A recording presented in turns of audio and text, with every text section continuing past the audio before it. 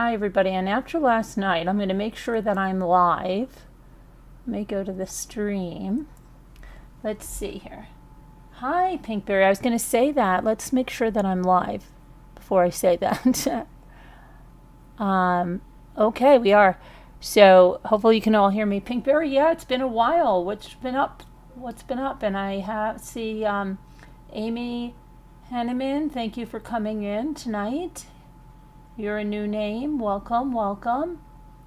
And I just want to point out that we have memberships to the channel. They really help our channel with channel support.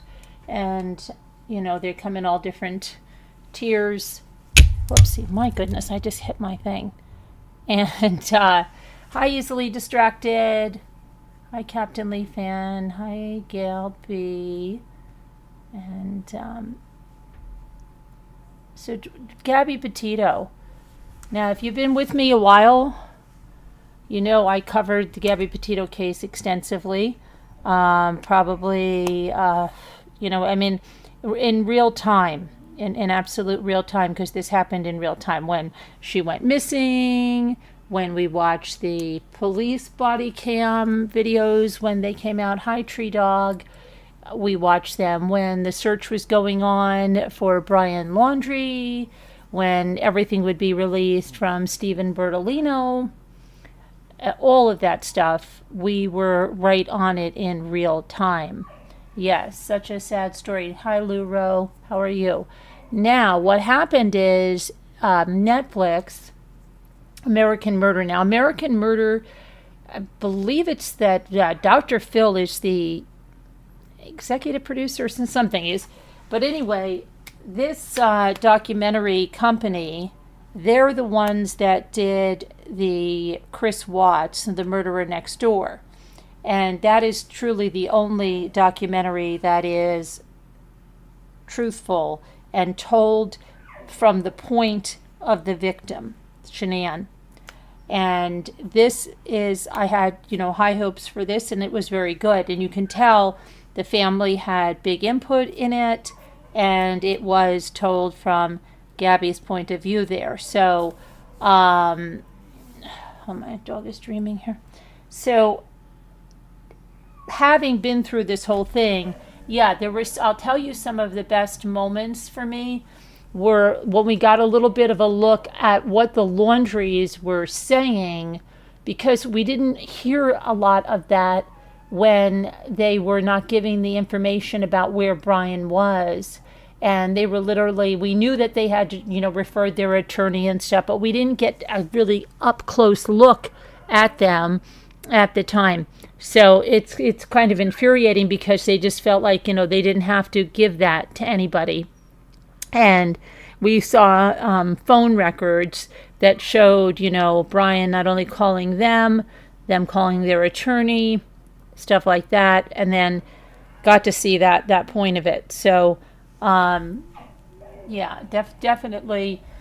It's a 3-part documentary. There's 3 different parts.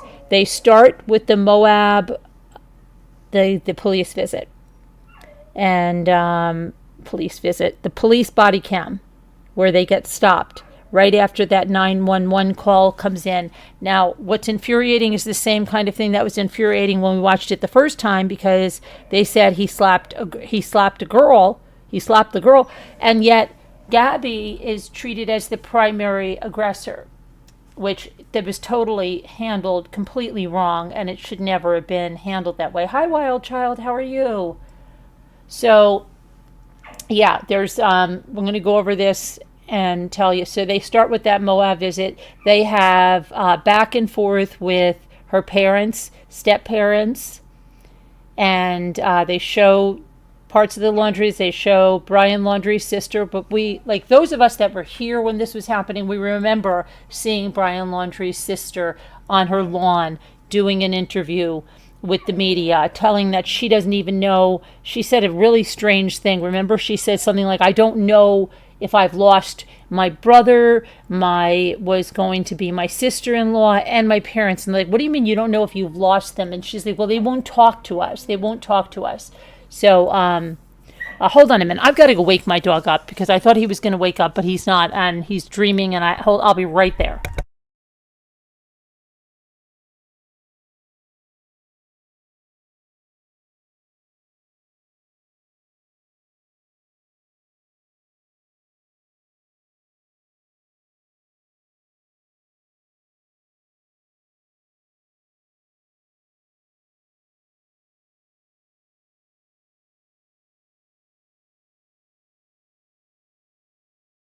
Okay, hopefully he'll be okay now. Let's see. So yeah, just let me see. Wild Child says, I think very. So they do this Moab visit. We all like again saw that. If you didn't see it, I mean, we have the police cam from it. We went through this, but you know it. You do see something different. You see the blood across her face that was on her phone.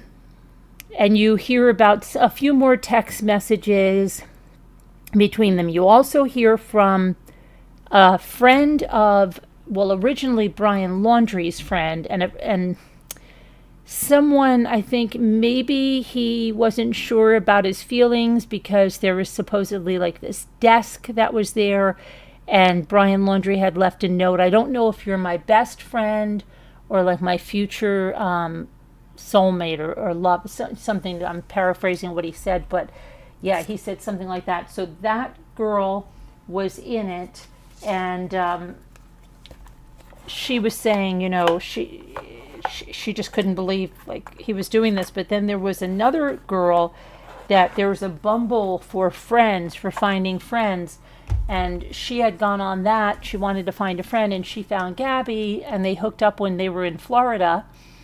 So that they do take you on that part. And that girl gives a lot of insight. And she says the first time that she went that she met Brian, they had went to I believe it was the beach. And Brian brought a hammock and a book. And she said, you know, he looked so much older, even though he was only 2 years older. He looked so much older than Gabby Petito. And he brought a hammock and a book. And he was like a parent on a play date, she said it. And she said he was nice enough already, but when she got home, her mother asked her, well, how was Gabby's boyfriend? And she said, yeah, he's nice, but something's off about him. And then throughout the relationship, she did see Gabby get upset with him, you know, with things that he did, but she'd be crying and always like blaming it on herself and thinking that she just had to do something differently, and you know, all of that. So we see that, you know, that she says, oh, I have OCD, and you know, I'm trying to start this blog, and right, we saw all that. So she was constantly thinking she could do things better. What I wanted them to elaborate on, and they didn't, and I've said this since the beginning of the case, because the key somewhere is here, but they do give you a piece about a former boyfriend and calls to this former boyfriend that I don't think we've ever heard before. So apparently, Gabby was calling this former boyfriend in the last days of August. And you know that when she goes into the Whole Foods store, when we see Brian get out of the van and he slams it hard, and he turns and they walk into the store, and Gabby's hands are crossed and they're not holding hands. They're walking through there, and that when they leave, that is the last known footage of her. Hi, Christine. That there is. And she's really, really upset. So the former boyfriend that she tried to call, he missed the call. So he's kicking himself that like she had told him in prior calls that she was going to leave Brian. She was trying to come up with a plan. And so is that what made him lose his crap? Okay. Perhaps he found those calls. Perhaps there were text messages. And that's what spurred it. But the part that I'm talking about is when he goes back to Northport, Florida, and he goes to help his family clean out a storage unit. Well, he goes to help his family clean out a storage unit, and that's always been something that's been crazy for me, because I've been saying, like, there's got to have been more that was going on then, because literally when he flies back, like, he flies home from almost on the West Coast, right? No, he wasn't on the, excuse me. Were they in Salt Lake or no? I think they were in the Tetons. Okay. So he flies back from there. Still, it's a good distance, right? He flies back and he stays with his parents a few days to clean out this storage unit. Could their parents really have gotten no one else to help them? But there's something more about that, because that's after the traffic stop. She's at the hotel. Now, I know her father has talked about it. Yes, I did watch it. I see you. You see me.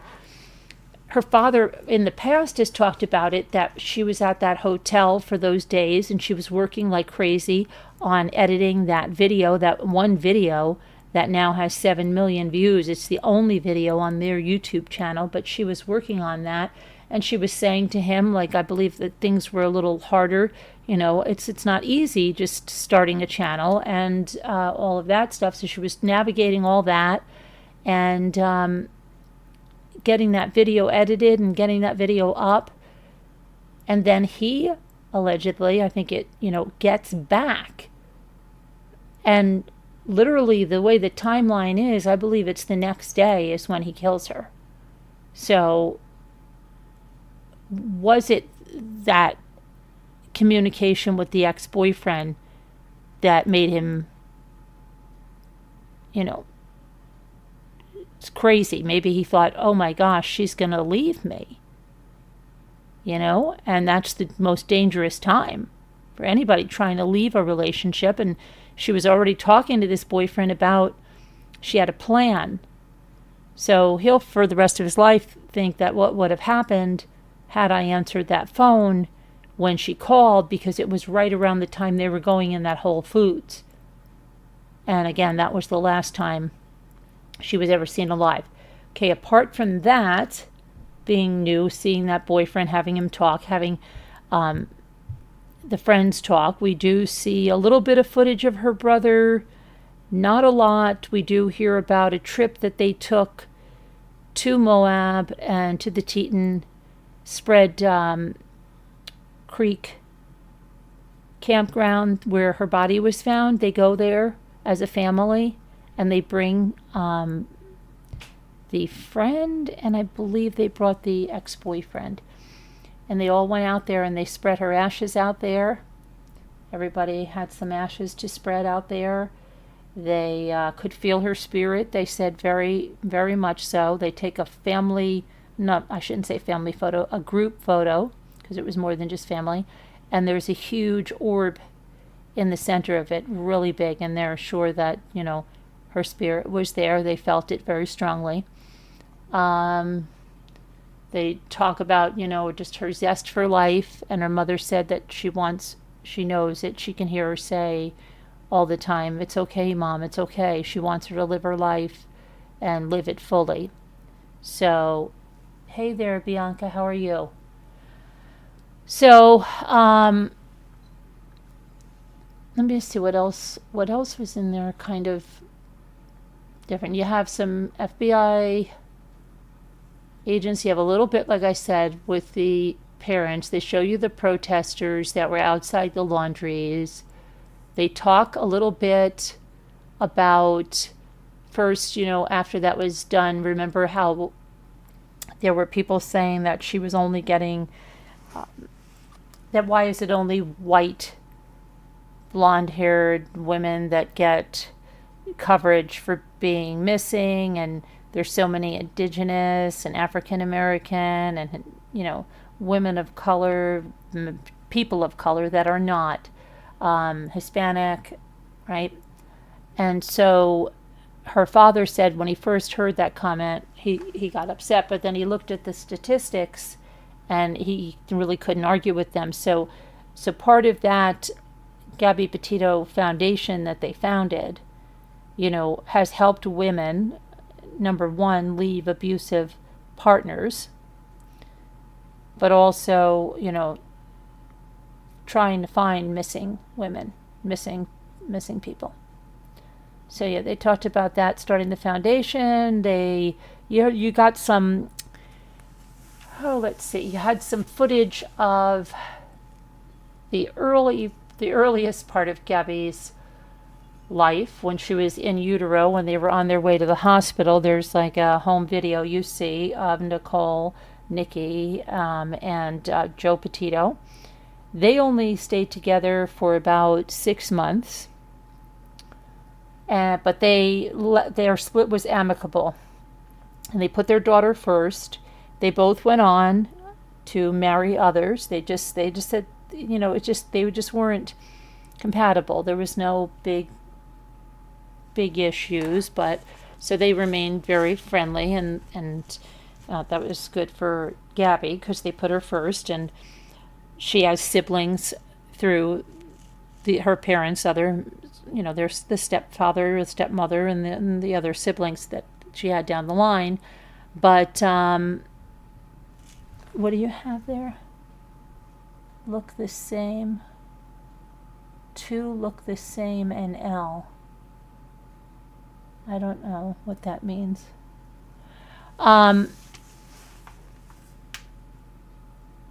2 look the same, and L. I don't know. So yeah, so they showed pictures like when she was a baby, when she was a toddler, just that she was, outspoken, loud, fun, living life to its fullest. And then she met Brian up in New York. And at first she didn't even tell him really that he was her boyfriend. And then they decided to drive down to Florida, move to Florida. So they moved to Florida, and they ended up living with the Laundries. Now, the way I remember it, and kind of in there, which they kind of gloss over, is that the Laundries owned another property. It was a condominium. And I believe that's where they first were. And if you look at the footage, it looks like they are in a condominium, and they're showing around, and then they ended up moving in with the Laundries. And she said, oh, yeah, I know what she's going to tell you now. You see some beach footage with the Laundrie parents and the nephews. I'm not sure that the sister's there. It looks to me like just the nephews are there. And the mother of Gabby said that, Nikki said that at first Roberta Laundrie was very nice, and she knitted things or crocheted things I believe it was knitted things for Gabby, and things were great.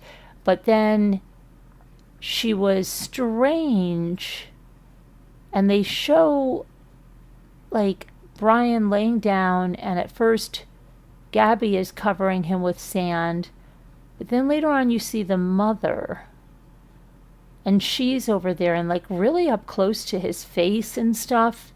And they said like she started to get kind of jealous if Gabby paid too much attention to Brian. And there's a huge age difference there's only 2 children, and there's a huge age difference between them. It's like 10 plus years. So, like there was a time they showed a text where she's like, I don't know what's for dinner. Your mother, I think she's mad about something. And he's like, oh,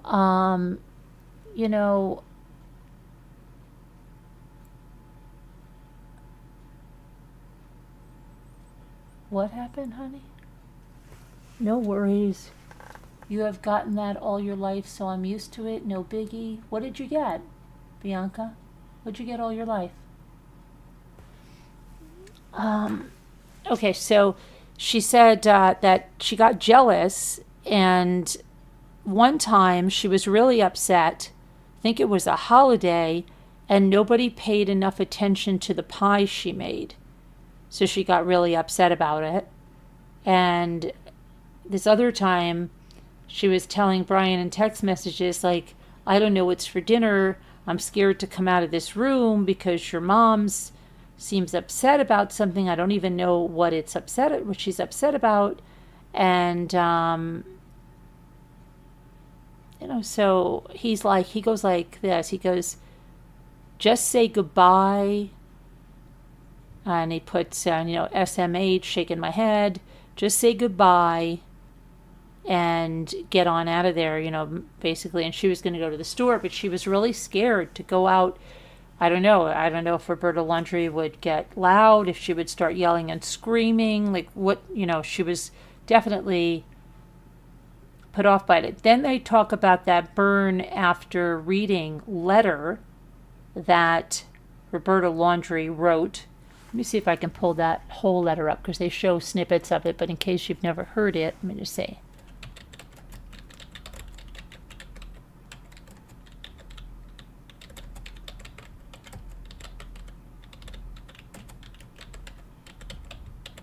And like how they got a lawyer, like immediately, right? Immediately they got a lawyer. He's back and they have a lawyer. Okay, let's see.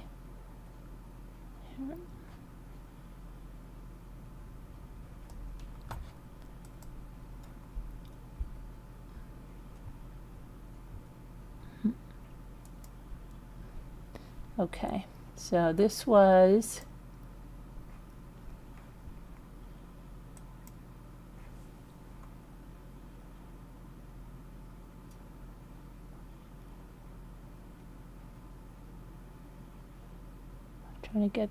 this is the outside. And her handwriting is very like, I don't know. Looks like a young middle school child or something. I don't know, it just does. She wrote, burn after reading, in a letter to her son, Brian.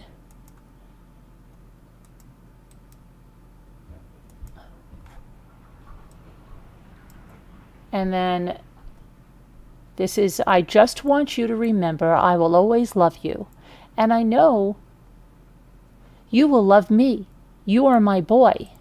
Let me pull this over there. You are my boy. Nothing can make me stop loving you.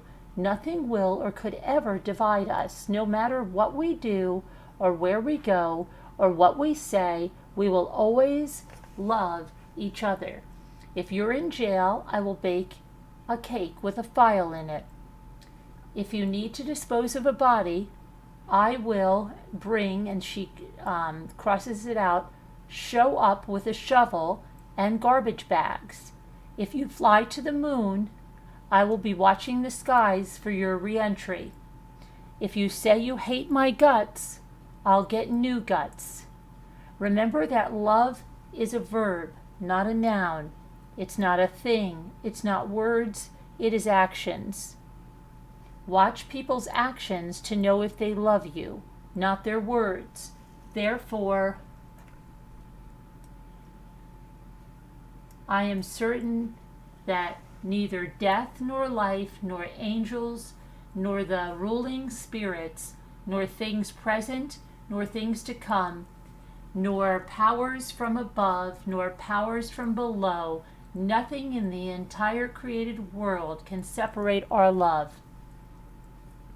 Neither hostile powers, nor messengers of heaven, nor monarchs of earth, nothing has the power to separate us.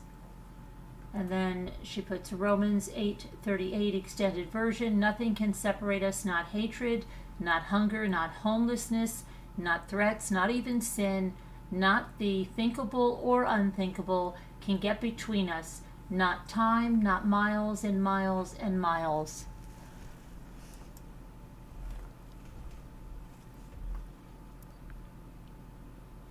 Okay, and she said that the two shared a love of stories, and that Gabby Petito had given her son a book entitled Burn After Writing that they often joked about. She said that's where her message to Brian came from, and she wrote on the cover of a letter for Brian to burn after reading.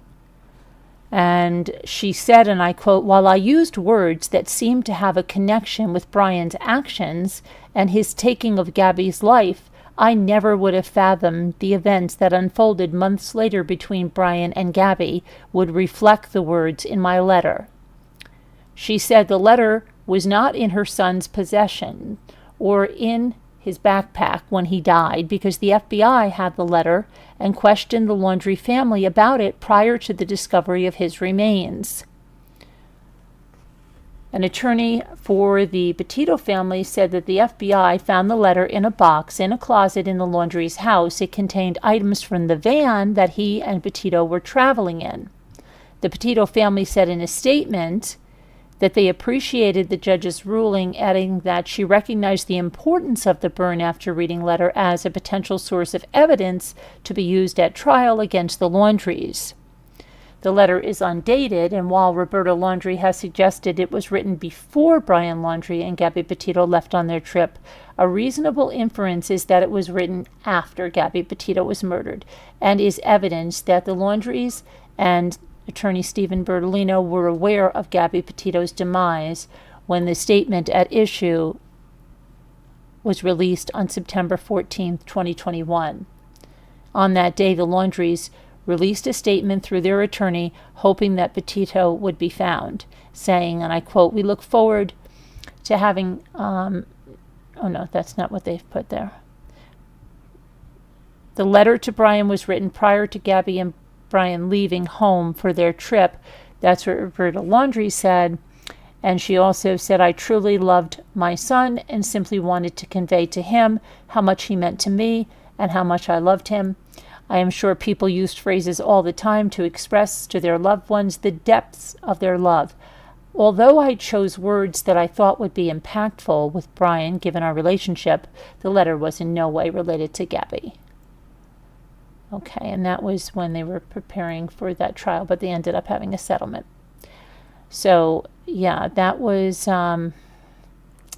talked about. They did not read the entire letter in the documentary, but they read parts of it. And while they were reading it, they showed his mother, again, at the beach. Just kind of strange if you look at it. Yeah, a little strange. And then again, the fact that they just avoided questions. Like, Gabby's mother was texting Roberta, and I remember she said at one point she thought she blocked her too. She was texting Roberta like, "Do you know where the kids are? I haven't heard from the kids." She just didn't answer them. And then the father didn't, and he finally said, "We're going to call the police." And he's like, "Well, this is crazy. Like, if your kids are out somewhere and the other parent's texting and saying, 'I'm going to call the police,' they don't even say why, what happened." So that's when they found out her van was back there. And then the father of Brian said, "Oh, well, it's both of theirs." Then the police said, "No, it's registered only to her. It's her van. We're going to tow it." And he's like, "Okay, well, But they weren't, they're like, "Are you going to talk to her parents at all?" No, we have an attorney. We'll give you his number. And that was just from the get-go, and that's when they gave a $25,000 retainer, and they go over that Brian called them when he was out there. And the Teton, Grant Teton, and he said that, they're assuming that they got the lawyer right then and there, so they must have known. And, I think it was Joe Petito said, "What are you going to give $25,000 retainer to this attorney? It's like he's going to represent him in a murder trial. Like, what's going on? What's going on?" So, yeah, you have all that going on. So let's see where... Her poor family is the one suffering and in pain, and this is sad. Yes. You don't understand, Bianca, how his parents went silent so inhumane. Absolutely. Absolutely. And I believe from when this happened that the mother even blocked her. So she couldn't even message to her. Pinkberry says, definitely crazy, and I agree, Debbie. I believe they didn't like Gabby, and that's why they were okay with helping him. They helped him cover his tracks when he would go kill himself. Like they knew she was dead. Why would they get a lawyer before Gabby was even known to be missing? Yeah, absolutely. So yes, I would definitely recommend it. It's going to be very factual. The Laundries refused to comment. Now I want to tell you what the Petitos said. So let's see. Gabby Petito's family is speaking out as the new 3-part Netflix documentary about their late daughter's tragic death hit the streaming service Monday, today. Gabby, 22, was strangled to death on August 27, 2021 by her fiancé, Brian Laundrie, in Wyoming during a cross-country road trip. He then drove back to his parents' house in Northport, Florida on September 1st, 2012 in her white Ford Transit van, leaving Gabby behind. They also talk about the Red, White, and Bethune, the YouTubers that found Gabby Petito because they were in the Spread Creek at the same time. They looked at their footage. They saw the van. By seeing the van, they pinpointed the area so that investigators could go and look, and they found her. They were like instrumental in the finding of her body. Let's see.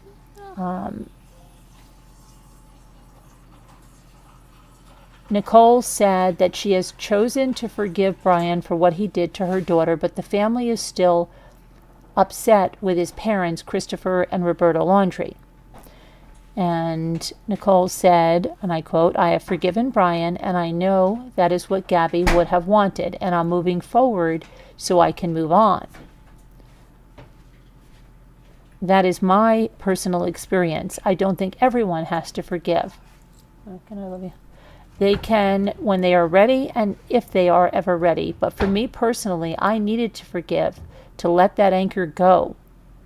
Nicole noted that she doesn't think their family will ever know why Brian's parents remained quiet after being told Gabby was gone. Now, Christopher and Roberta have vehemently denied any wrongdoing.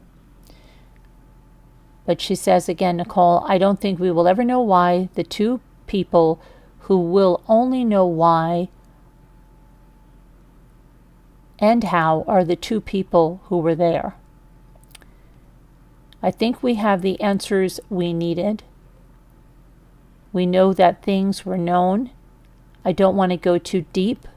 I don't like to about them or say their names. Meanwhile, Joe said his family has yet to hear an apology from Christopher or Roberta. And he said, and I quote, "We are never going to get that. At this point, I don't want one. It doesn't help us. I would love for them to be charged with something. I really, really would love that. Do I think that is happening now? Unfortunately, no. So I really want to erase that name out of my memory."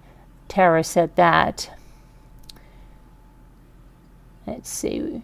About the documentary, Nicole reminded viewers that the story isn't fictional. It's her family's real-life experience.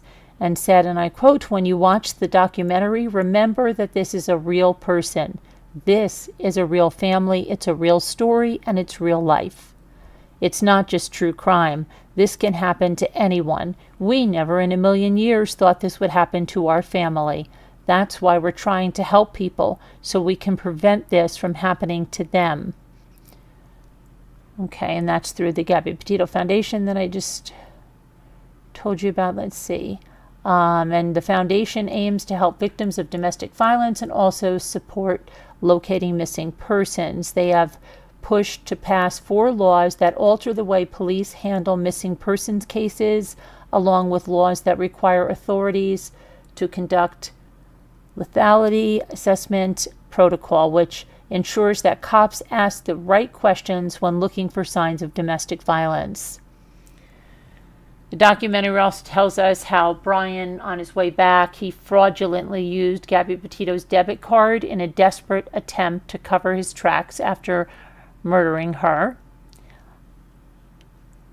FBI agent Loretta Bush, who's in the documentary, says he stops at multiple gas stations, and through the credit card records, we know that he uses Gabby's debit card to pay for gas. And also on the trip, there is a Zelle transaction from Gabby to Brian that says, "Goodbye, Brian. I'll never ask you for anything again," along with a transfer of $700 from Gabby's account to Brian's account. We know that Gabby was deceased and Brian was using multiple devices to send this to himself. What this did was send him from going to being a missing person to making him a federal fugitive. He then further tried to cover his tracks by sending text messages from his phone to Gabby's phone, and that's the one that really tipped the mother off, where she said something about Stan. Well, Stan was her grandfather, and she would never call her grandfather Stan, so that raised red flags. The mother said, well, maybe, yikes, she thought maybe Gabby was driving and he was texting, right, and for her, but it's still, something was really off with it, okay? They also talk about the two people that say they saw Brian, gave him a ride. Remember the one there on TikTok, and the other woman, so they have those people on. They talk about that restaurant where they were eating in. That last one, there was like that fight between the server. They didn't really tell as much as like when she went back in, because there was something like when she went back in with the bill.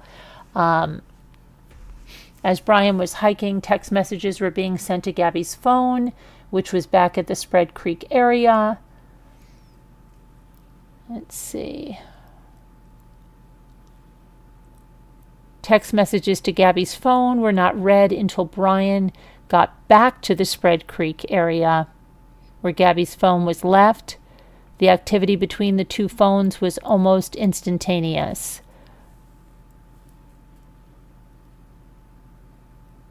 The boyfriend's name was Jackson. Yes, and he did go back on that trip to spread her ashes. He said that she wasn't sure of what he would do or what he could do, meaning about Brian. During that time after that domestic violence incident, Gabby contacted the ex-boyfriend, told him she wanted to get away from Brian, but was scared he would retaliate if she did.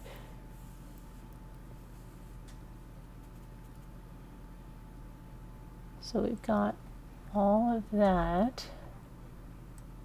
And let's see here, where are you guys over here? Poor Gabby, this case broke my heart. When she was still missing, I watched every day. Yeah, we were here every day covering this booking, and yeah, that's what I'm saying. I remember in real time. I remember where I was when they found her body.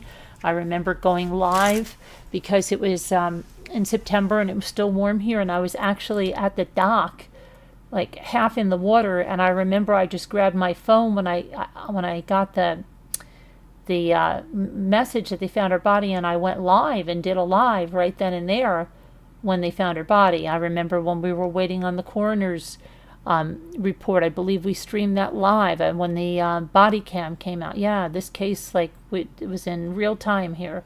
I remember, like, when they were going into the Myakahatchee State Park to go find him. Yeah, it's just, yeah, we were here every day, every night, and it was really tenuous. And then we were watching, at that time, Brian Enton was brand new to all of us covering this. And that station, that News Nation, was brand new too, covering this. And he was out there, he was camped out like in front of the Laundrie house, and he was live every day with stuff on Twitter.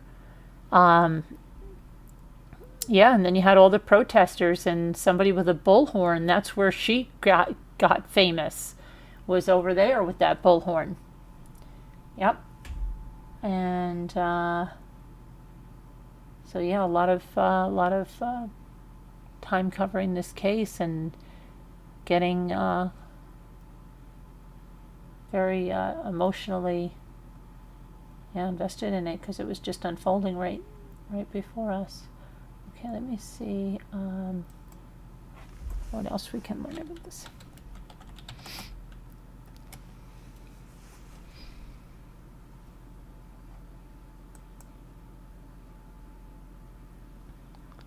Okay.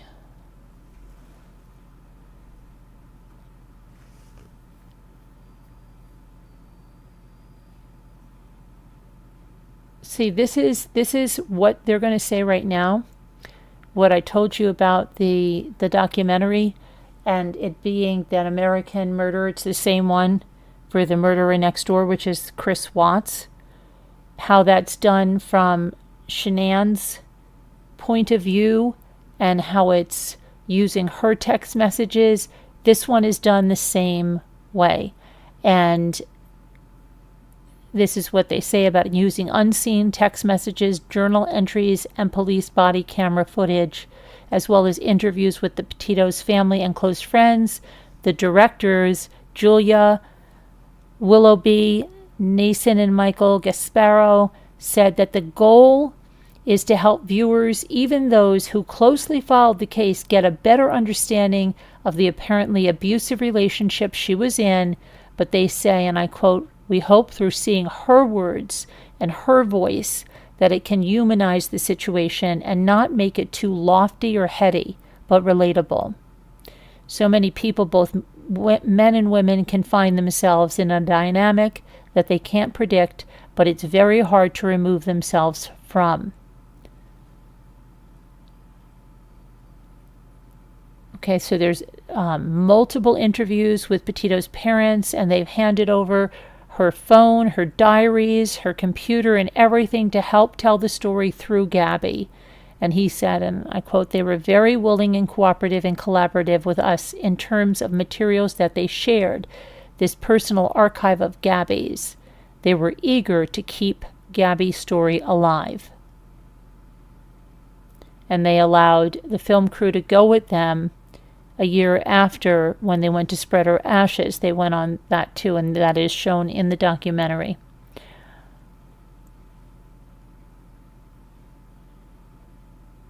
Let's see.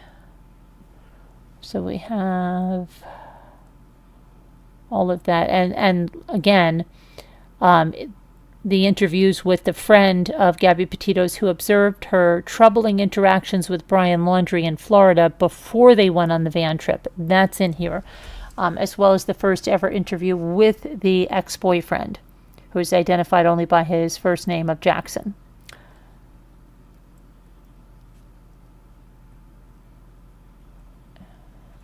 So yeah, I would definitely recommend it. It is on Netflix. It's not long, but it's in 3 parts, but they're not long parts. We watched it, I don't know, I think the whole thing, watched it earlier today, and it didn't take long at all. Let's see here.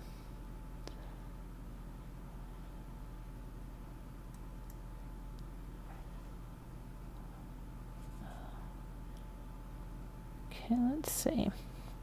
See what people are saying about it, okay?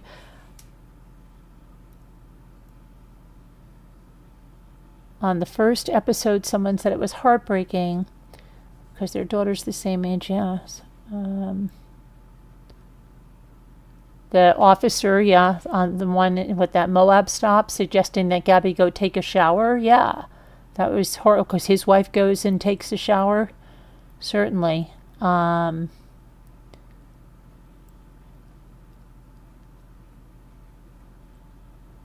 The burn after reading letter shocked someone.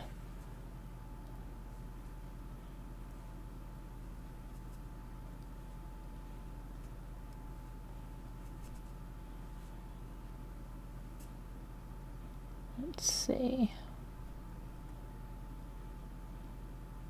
So people are confused about the fact that she had marks on her that were ignored. Yeah, so were we, right? Yeah, he said, did you have that on, mark on you? And she had something else on her arm. Yeah. If he is hitting and pushing her, she's going to naturally try and protect herself. The 911 call said, yeah, he was slapping her. We didn't understand that when we were watching the body cam. Did not understand that, right? So that was that's equally disturbing to anybody that didn't see that or didn't know that.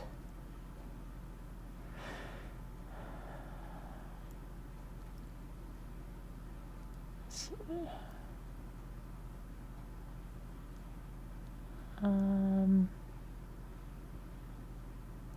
don't know what they're talking about about AI. I don't even know what they're talking about.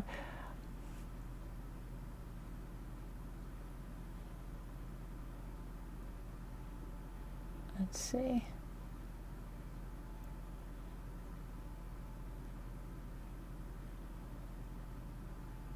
When the cops stopped them and they said that Gabby was the primary aggressor, yeah, it irked my nerves so bad. Of course, yeah, that was crazy. And then someone's upset. Did the Bethune, the YouTube couple they interview, really post the footage with Gabby's van on their channel for views rather than share it with the police? Yeah, that was super lame of them, someone says. Oh my gosh, these people. And they made sure to shout out their channel. Oh my gosh, these people. They're the reason Gabby was found.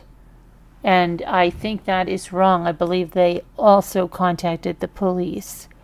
Or just put that out there overnight and then contacted and said, is this Gabby's van? Let's see.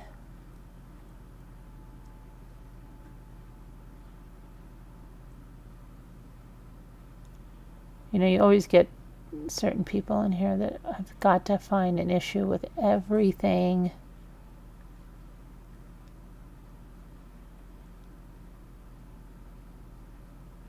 Let's see. Someone said, is this worth watching if you're someone who closely followed what happened to Gabby? Yes, it is. And somebody said, yes, I followed this case heavily and I still feel I learned things. Yeah, definitely. Definitely. Even if you covered, watched it extensively, you're going to see some things that you've never seen. Okay, so a lawyer, well, it says it's a lawyer. Who you don't know who anybody is on the internet. It's full of imposters. But the Moab police really failed here. The Moab police failed to do a property lethality test assessment. The video sickens me where the police are laughing with Brian. There was evidence in the 911 call, yes, of course, that he slapped the woman in the white van. The police never even asked Brian about that. There were fresh marks on Gabby and Brian. At the very least, they should have offered to have Gabby contact a counselor. Let's see here. Why was anyone astounded by the statistic that almost 50% of women in America experience intimate partner violence? Okay. Let's see. Somebody said Gabby could have done so much better than Brian. She could have had any male she wanted who would have treated her so much better. There are plenty of men who would have loved traveling with Gabby around the country. Yeah, but unfortunately didn't. Someone said, why did they bring her ashes to the location where she was murdered? See, they're going to get even, frowned on that. The family says it's what she would have wanted. Oh, but this person disagrees. Yeah, okay, because they knew her very well, right? Yeah. It's crazy. Crazy. All right, let's see. A lot of people are talking about that footage. A lot of them have not seen that, I guess.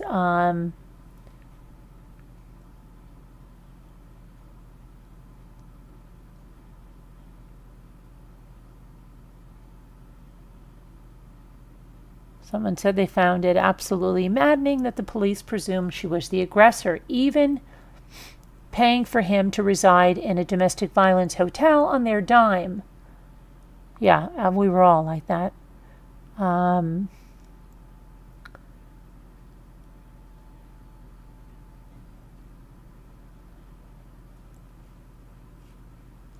a lot of people that are watching this have never followed this case because they'd never seen that police footage there.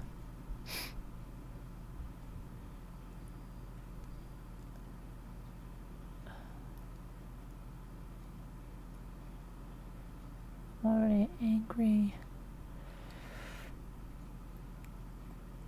So everybody's pretty angry about the way the cops handled this.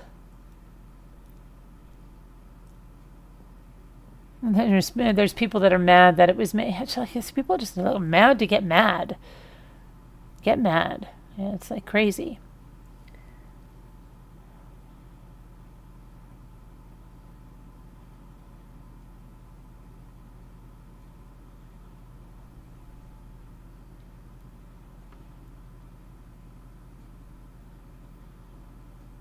Okay, so somebody said, was anyone else here so bothered by the money thing?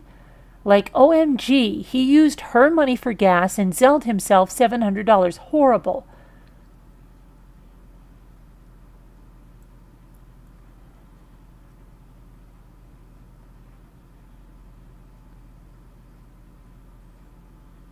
What bothers me is the police taking Brian to the hotel. Yeah, what bothered most of us. That I don't know anybody here that watched with us that wasn't bothered by that. But somebody says the documentary really missed the mark, in their opinion, of course, in dealing with how the police reacted to the domestic violence call. I wish they took time to speak with someone experienced in the field to explain how victims get gaslit by their abuser into thinking the abuse is their fault for being emotional, self-defense, retaliating. So when a victim tells cops that they actually hit the abuser, it should be seen as a major red flag instead of being taken at face value. Okay. There is even a part where, yes, Roberta and Cassie are texting back and forth and joking about the whole ordeal. Yeah, what they were doing there was talking about that time when they lost track, the surveillance lost track of Brian Laundrie, thought he had returned home to the house. He didn't return home to the house. We all know that. It was Roberta Laundrie who went and picked up the car that was left at the Myakkahatchee Preserve and drove it home, and they thought she had a ball cap on, and they thought it was Brian Laundrie. So they're like, no, we know exactly where Brian Laundrie is. We know exactly where he is, until they reported him as a missing person days later. And so she was texting with her daughter Cassie saying, oh, Brian would be so mad if he knew that they mistook my body for his. And, they were laughing back and forth about that. Let's see.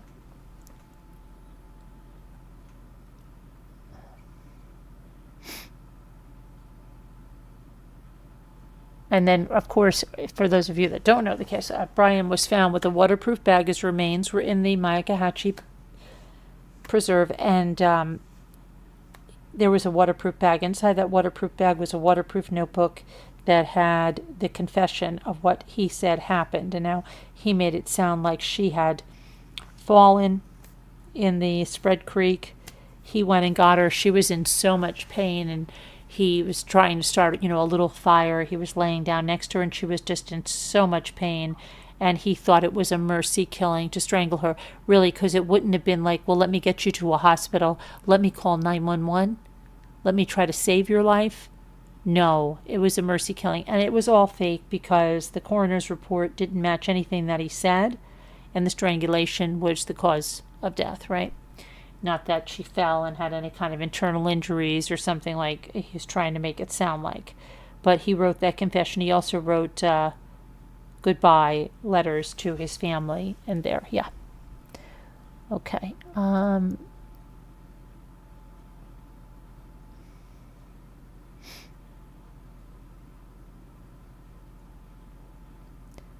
Let's see here.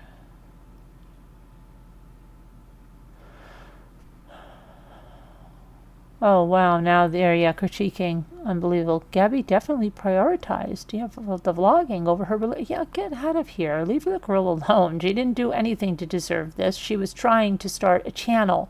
She was trying to have it be their income and have it be something.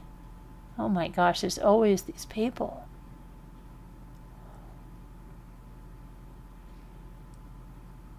Just crazy. The internet is full of them. Let's see.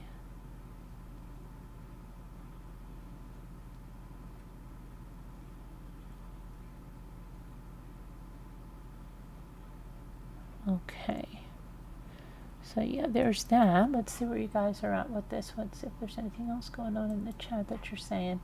Hi, Astro from Space Facts.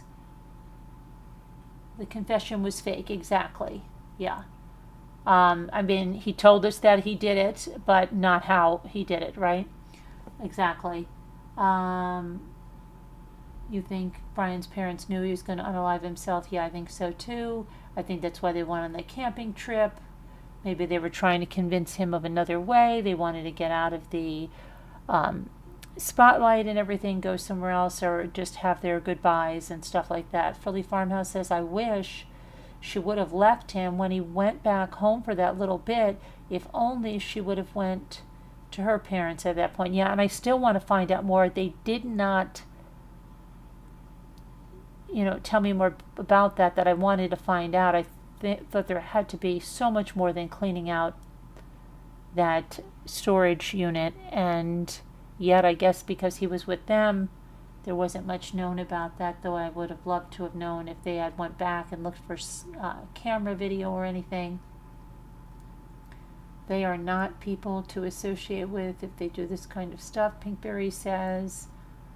Bianca says, it pissed me off how he premeditated to hide his murder, and then once he saw all the media and all, I think his plans changed. Astro from Space said, this case had me pissed. Gail B said, I would hate to have been in the police footage. Bianca says, I wonder why she confided in the ex-boyfriend and not the best friend.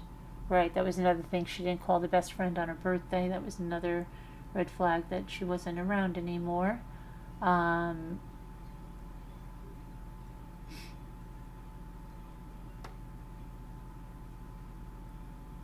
Yeah, just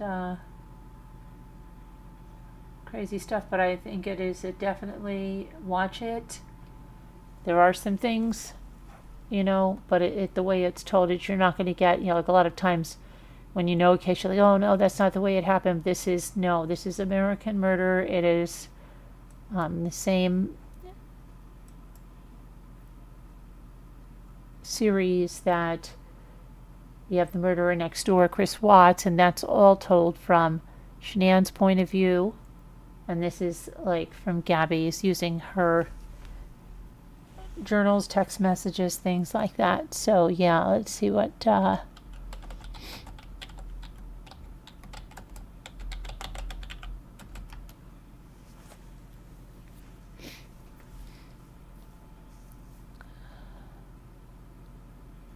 okay, let's see what this says.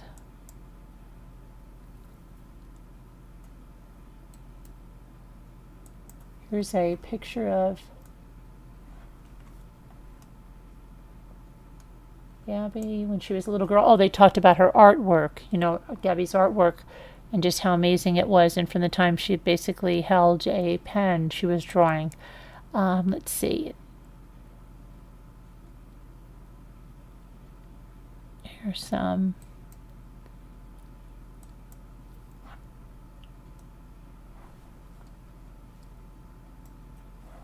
This is stepmom, dad, and Gabby, of course. And and then I know what else I want to tell you about. When they found her body, her stepdad, Jim, was there. This guy right here. He was there, and they had to show the body to him. so he could identify it, and then he had to get his wife, Nicole, on a conference call with Joe Petito and deliver the news that their daughter is deceased. Let's see. They settled with the Laundries. Here's some information, okay? With that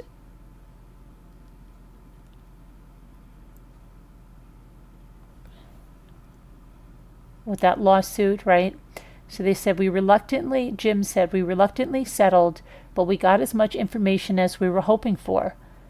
When the day was over, a tremendous weight was lifted off of our shoulders. After that day, we took a deep breath. It really allowed us to start working on what we want to do for the Gabby Petito Foundation, to focus on that and truly start making a difference. It was a big pivot point for us. And Nicole agrees that it was a huge weight off their shoulders. And Tara Petito says going through that was so emotionally triggering and exhausting. Once we were able to settle, the weight just came off, and we were able to focus more on the foundation and getting those resources. That's the most important part. And why do they want to keep speaking out? Because Tara said Gabby touched so many people. She touched the world. And because of Gabby's story, people are saying I got out of an abusive relationship, and so that's why they're doing that. And Nicole, her mother, says, that she knows that by telling Gabby's story, it's going to help someone. And Joe says even in public, he's had people come up to him and just hug him. You know where it's coming from. Let's see. He said he's a product of domestic violence. His wife has experienced domestic violence in a previous relationship. And, they want to just help people find ways out and to get out of that before something, horrendous happens.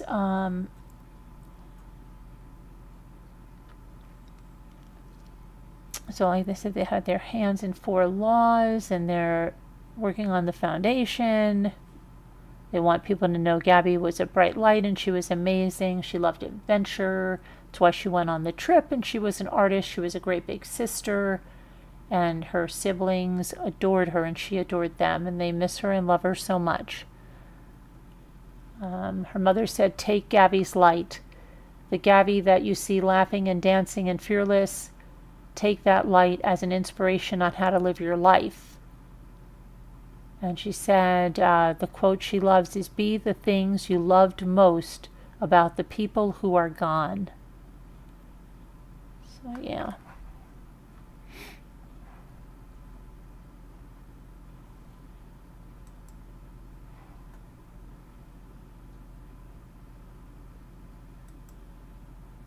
And then what do we have here? We have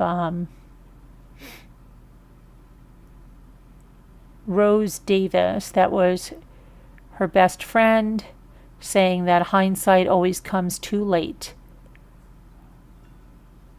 She believes that Gabby's relationship with Brian was the textbook definition of what she describes as very toxic. She just thought he was jealous at first, but you look at Brian, she said, and she understood it, and you look at Gabby and you're like, Gabby, you could have had anyone in the entire world. He did have jealousy issues, and that was apparent.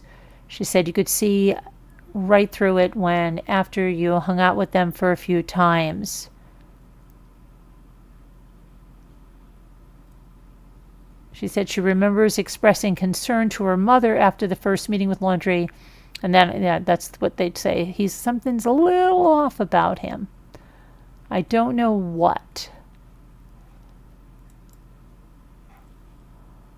Okay, let's see here.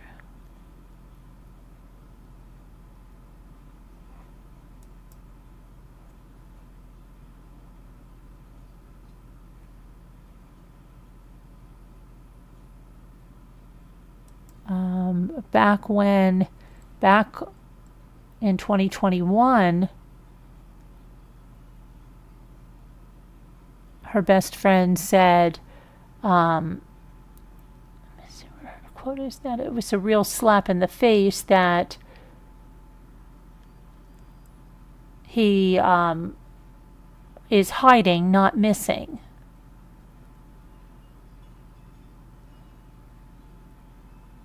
She knew the couple for about 2 years, often hung out with them at the Laundries home in Northport. She says she feels betrayed by a man she considered a friend, and she was surprised to hear he lawyered up immediately, and she was surprised to hear he was back without her. She said, thinking of my friend, leaving my best friend somewhere or hurting, my best friend, even thinking of my friend not doing everything to find her, it's almost surreal. She said that there were times when Gabby Petito and Brian Laundrie argued, and Gabby would stay at her friend Rose Davis's house to get away from Brian Laundrie. She didn't think the fighting was anything out of the ordinary for a couple, but that the meltdown captured in the Utah police body cam was both telling and alarming. And she said that love can make you do weird things. Love can cause jealousy. Jealousy can cause the rage. And I believe they loved each other, or at least Gabby loved him. And you can see in the body cam she's holding back on saying what was happening. That's back 4 years, 4 years ago. Almost 4 years ago.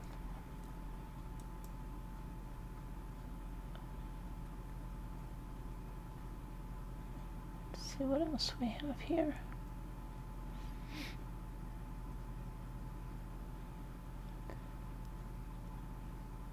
So Rose Davis had spoken out and up a lot back in the past. This is the two women. Again, these are the two that met on the Bumble friend finder. So they were like both new. They hit it off immediately. They had made some TikTok videos together.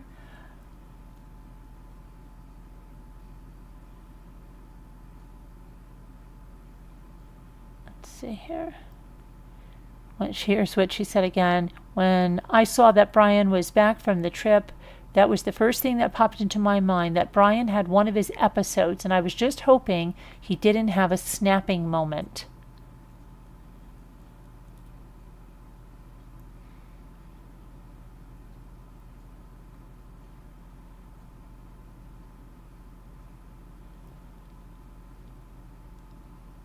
Okay, so when they had friends, she said neither of them had any friends in Florida. She had texted me saying, "You seem so cool. I really want to be your friend. Can we be friends?" And I was like, "Yes, I'd be happy to be your friend." We just went everywhere together. And she, the friend had, Rose had a job delivering pizza, and Gabby would ride along with her and tell people that Gabby was her emotional service animal.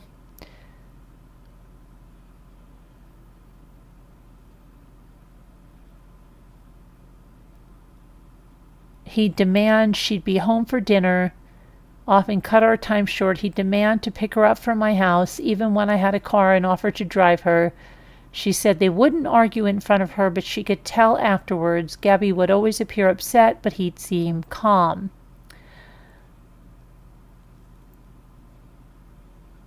She said, let's see, she knew her friend suffered from anxiety, and for her anxiety to act up like that as it did in the police stop there has to be a decent thing to trigger it. Something had to happen, or a lot of things had to build up. I'm a little upset she didn't just call me after that fight, because she would have before, Rose said. Yeah, she would have.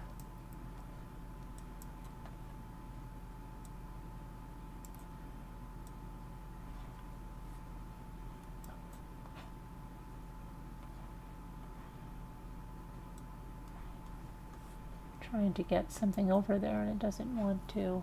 There we go.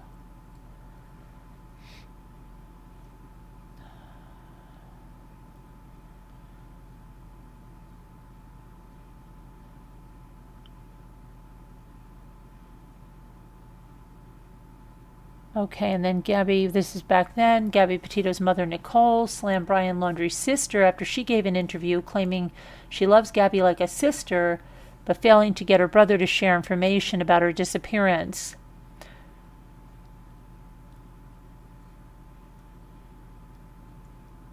Last summer, this is back again in 2021, right? This is the friend that's in that documentary but she's speaking back in interviews in 2021.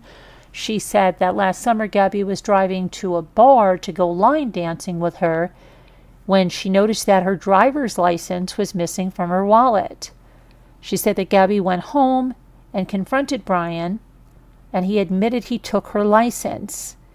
Brian didn't want to go out with me, so he took it, she recalled. She was so hysterical. She told me she slapped him and said something about him pushing her. She was holding back. I told her, you need to tell me the deep of what happened, and she just wouldn't. She tried delicately to get Gabby to reconsider her engagement to Brian Laundrie.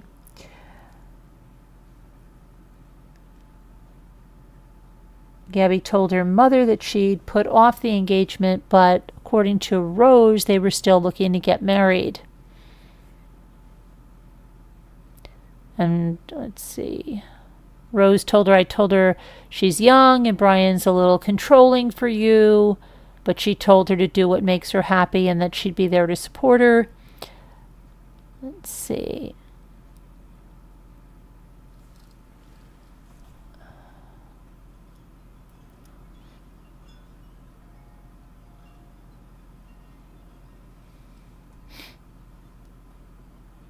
So these are the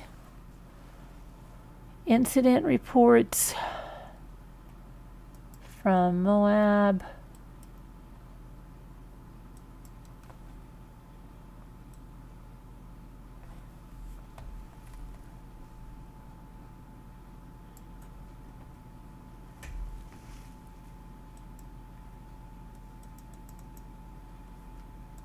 So it said on 8/12/2021, MCPD officers were dispatched to a report of a domestic problem that had taken place near the Moonflower Co-op. It appeared that a male and female had left the scene, traveling north on Main in a white Ford Transit van with a black ladder on the rear, after the male and female had engaged in some sort of altercation.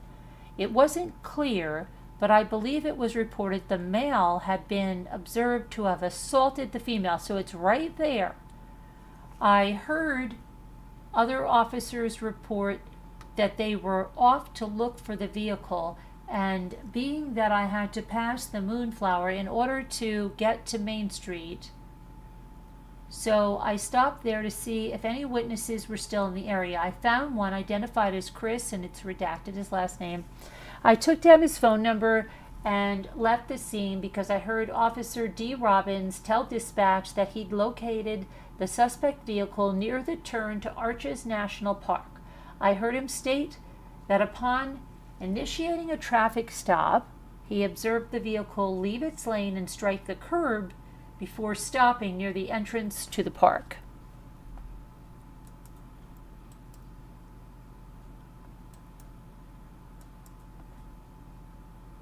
Hold on, I'm getting the next page here.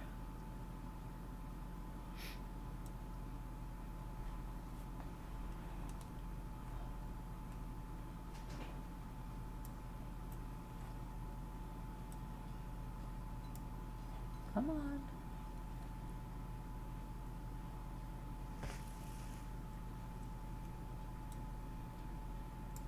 Okay. I arrived on scene and observed as two park officers also arrived.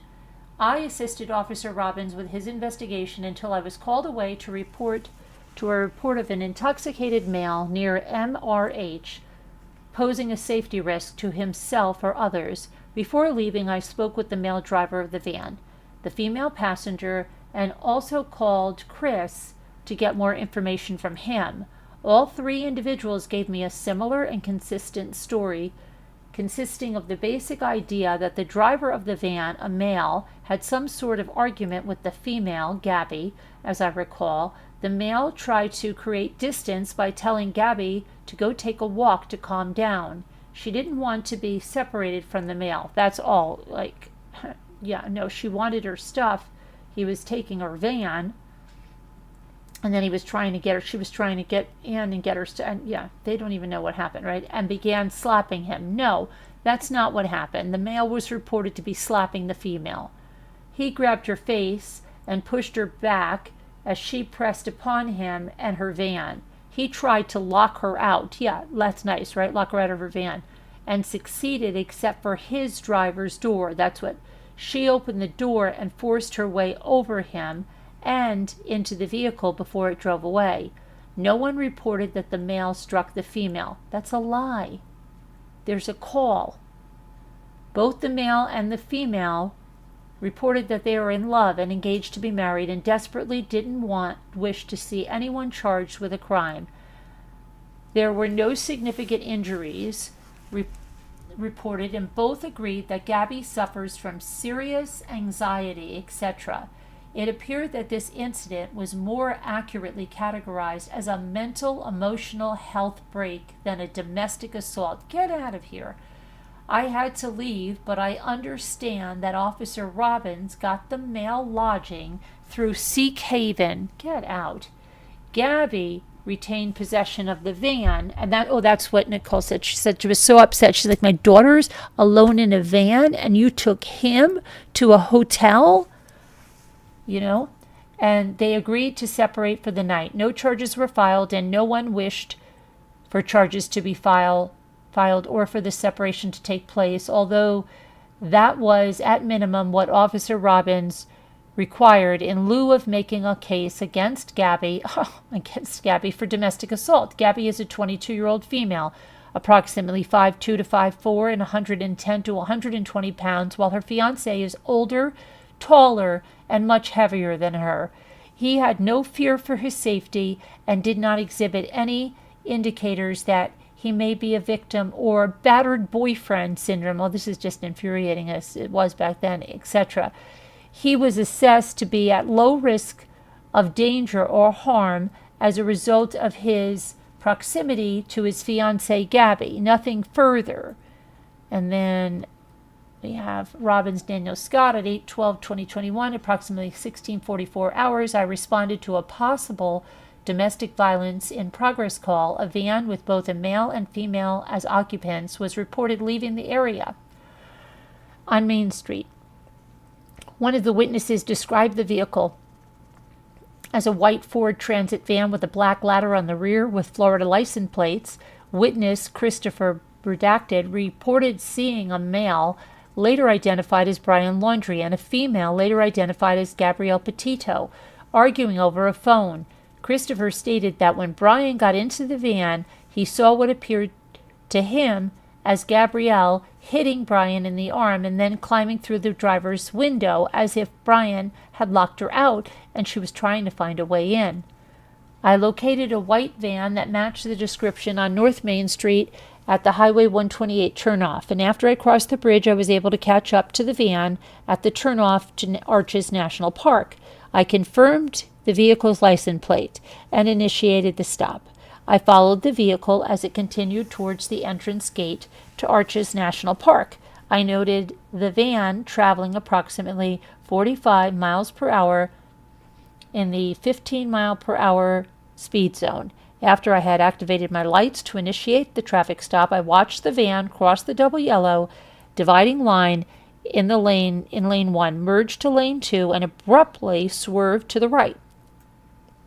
When the vehicle swerved, both the front and rear passenger side wheels hit the curb. A short distance before the entrance gate, the vehicle came to a stop. I approached the vehicle and saw the only occupants being Gabrielle and Brian. Gabrielle, who was in the passenger seat, was crying uncontrollably. I asked Gabrielle to get out of the vehicle to speak with me. Gabrielle told me that she suffers from redacted.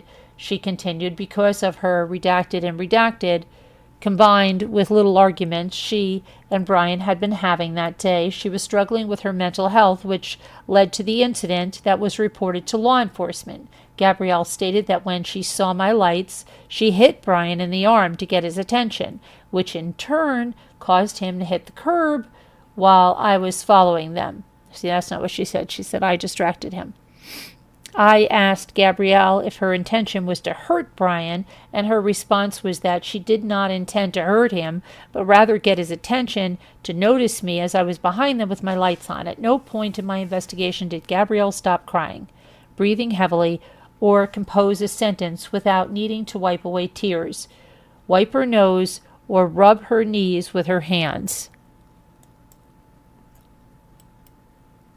Hold on, I'm getting the next page here.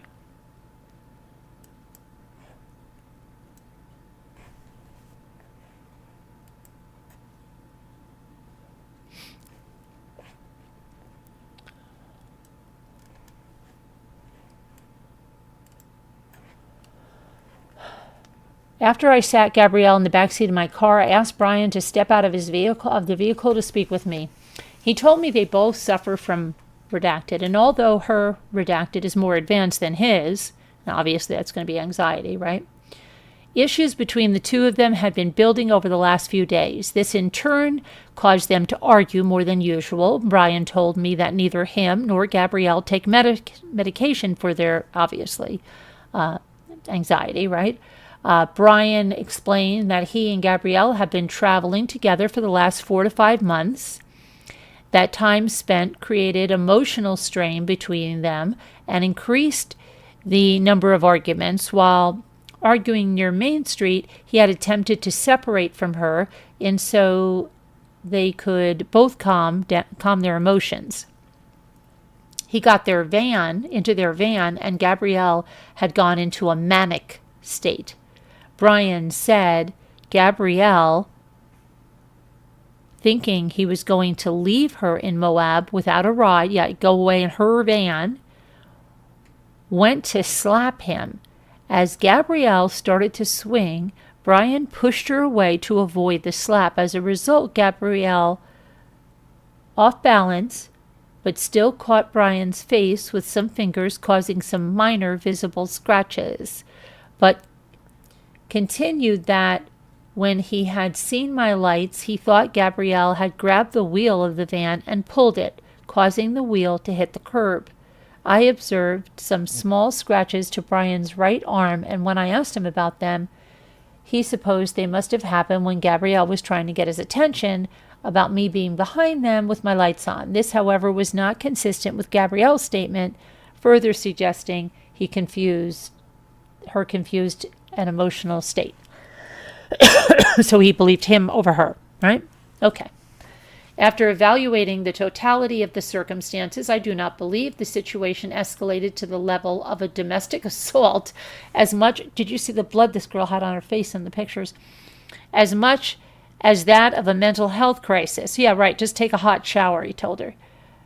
I then determined the most appropriate cause of action would be to separate the parties for the night so they could reset their mental states without interference from one another. And although they did express a desire to remain together, they both ultimately agreed to be separated until the following day. Accordingly, I was able to contact Safe Haven and got Brian a hotel room for the night. I instructed both Brian and Gabrielle to take advantage of this time apart to relax their emotions, regain control of their anxiety. I also asked them to avoid contacting each other until the next morning, if at all possible. Gabrielle maintained possession of the van while I transported Brian to the hotel. They did both have their own cell phones in case of emergency. Around 1900 hours, I went to Redacted, where the witness Christopher Redacted lived, and had him fill out a statement from Christopher. Had him fill out a statement form. Christopher told me that he was not entirely sure what it is he had seen, but feared the worst, which is why he came forward as a witness and agreed to complete a written statement. Body camera video is available on evidence.com. The statement from Christopher has been filed at the Moab City Police Department. That's the end of the report of D. Robbins. Okay.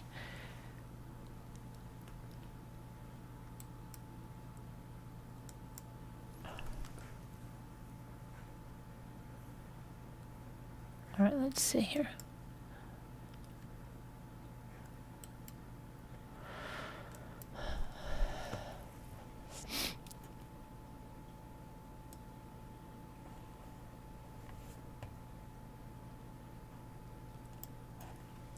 Let me see what's going on in the chat. I just want to see if you guys have any interaction or anything like that. Hi, Slamorin. Hi, Little Lighty.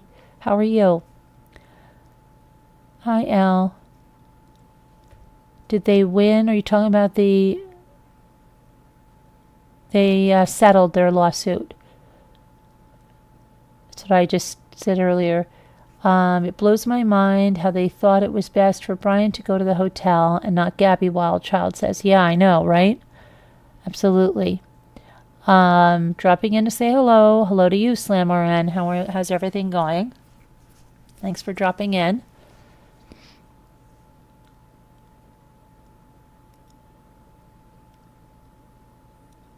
Possessive behavior, Gail says. Okay. Little Lighty says this case broke my heart. Yep. And I was saying we covered it in full time, real time. This case just was right before us, and the whole thing just played out. Yep. Let's see what else we have regarding this. Let's see.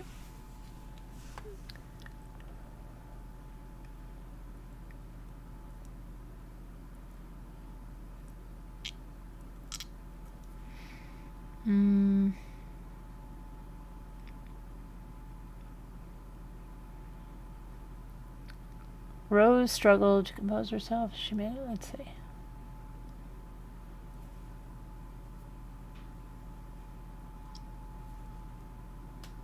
Okay, so when his sister Cassie, she was the first member of the Laundrie family to speak publicly. This is back at the time, right? When Gabby was reported missing, but she offered no specifics about her brother. She said, and I quote, "Obviously, me and my family want Gabby to be found safe. She's like a sister, and my children love her, and all I want is for her to come home safe and found." Safe and I'm not sure if they mean safe and sound, but this is wasn't proofread properly, right? And this just be a big misunderstanding. Cassie said that she has not spoken to her brother and that she has done all she can to assist in the case. She said, "I haven't been able to talk to him. I wish I could talk to him. I cooperated every way that I can. I wish I had information or I would give more. That is all I have. I gave it to the police." She described her brother as a wonderful uncle to her children and as someone who has always been there when she or Gabby needed him. Now, Gabby's mom said, why hasn't she tried to get Brian Laundrie to speak? She said, what does that statement do? It does nothing. She might have been out of the loop from the beginning. Who knows what the parents kept from family members? But instead of saying, if these people supposedly love Gabby, if she's like a sister, if your kids love her so much, why aren't you begging them to talk? Nicole said her daughter's disappearance is taking a tremendous toll on her and her family as they struggled to find answers. Now, this is when her husband Jim was out in Wyoming, where her daughter was last seen, searching for her, and the mother is remaining home in Blue Point, Long Island. "I'm not sleeping, I'm barely eating, and I'm just in a lot of pain right now, a lot of pain. I'm trying not to lose hope, but it's hard." This is before she was found. She's also finding it hard to believe that the system protects a person like Laundrie, allowing him a right to remain silent when her daughter's life is likely in peril. The fact that there's a constitution that protects him, it's making me sick because he's home safe while my daughter is probably not safe. The FBI and police are trying, they're doing their job, but I'm thinking long term, there's got to be law changes for situations like this. I will fight to the end of the earth, not only for Gabby, but for anyone else that ends up in this situation.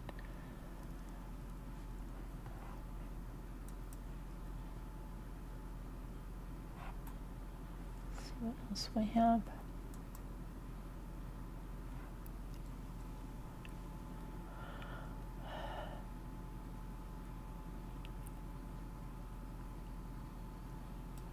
Oh, there's, let me see if I can see this. Hang on.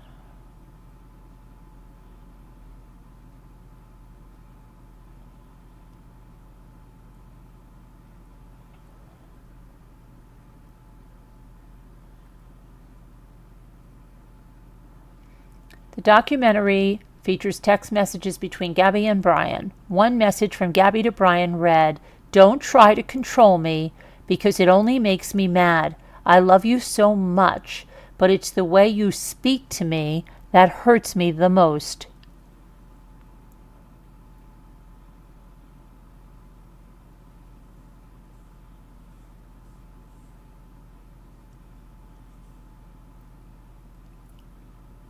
Let's see.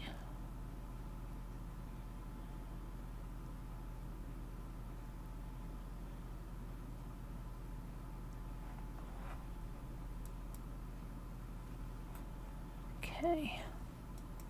Just trying to find anything that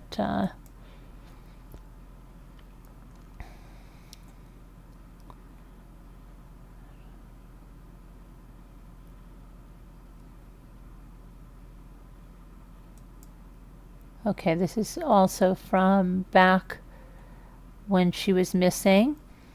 And again, Rose Davis, the woman that is the friend in this documentary, is the one that was still, it's consistently giving the information back in the day there when she was missing.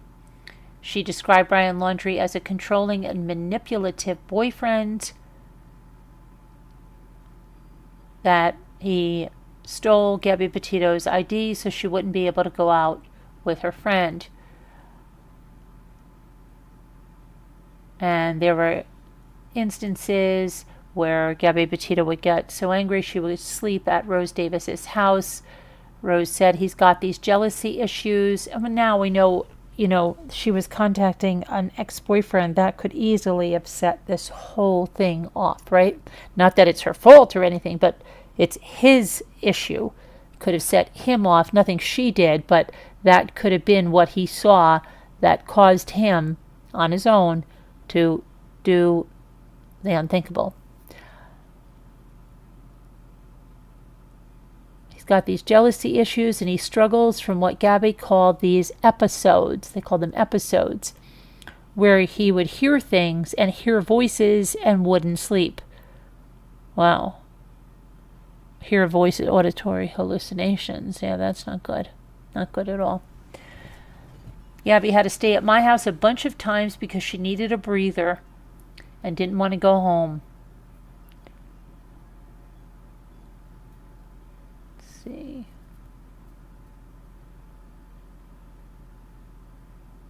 Brian has a jealousy issue, Rose Davis said. I'm her only friend in Florida, to my knowledge, and that's not because she can't make friends. He just didn't want her to have friends. He was always worried she was going to leave him. It was a constant thing to try to get us to stop hanging out. She said the last time she spoke to Gabby Petito was in early August when they discussed meeting up in Yellowstone National Park for Davis's birthday on August 29th. Davis had requested the time off from work but never went after never hearing back from Gabby. She said the couple fought in front of her, but she believed she could tell when they had never fought in front of her, but she could tell she would believe she could, when they just had an argument. I do believe that the relationship, as they kept going on, was getting more problematic. It just seemed like there was more and more arguments. Adding that they still planned on getting married despite Gabby telling her mother it was called off. Everything she did, I felt like he thought was wrong. For her anxiety to act up like that, there has to be a decent thing to trigger it, said her friend, Davis. She was aware that Gabby Petito suffered from anxiety. She said she wished that Gabby had decided to call her after that incident. I'm a little upset that she just didn't call me after that fight because she would have before. Let's see. She talked about speaking with Northport Police to give them all the information she mentioned. She considered reaching out to Laundrie. I wanted to stand outside his house and to just beg him to tell me where he last saw her, but I know he won't, and I can't force him to talk to me.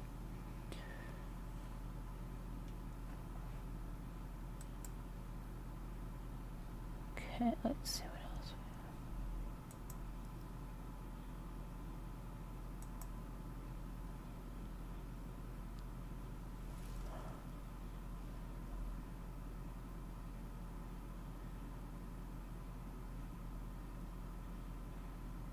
Okay, let's see what we got here.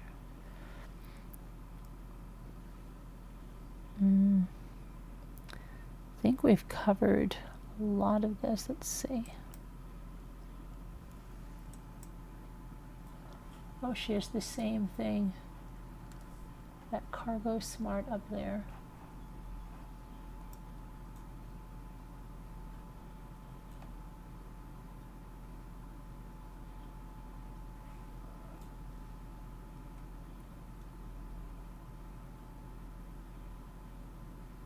So there's 3 episodes in this documentary. First episode is called We Bought a Van, and it shows Gabby's early life, their relationship with Brian Laundrie, and the van life police stop that's in there, right? Episode 2 is Where is Gabby? Now, after that Moab police encounter, it shows her parents alerting authorities and the search for Gabby. And then episode 3 is the burn after reading, that's what that's called, and it shows the aftermath after Gabby's body is found and the hunt for Brian Laundrie.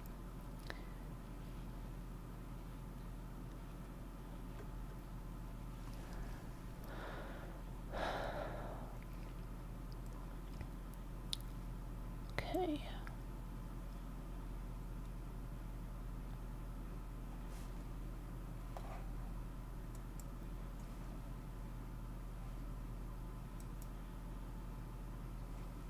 Okay, I'm just trying to see what else, if there's anything else we want to.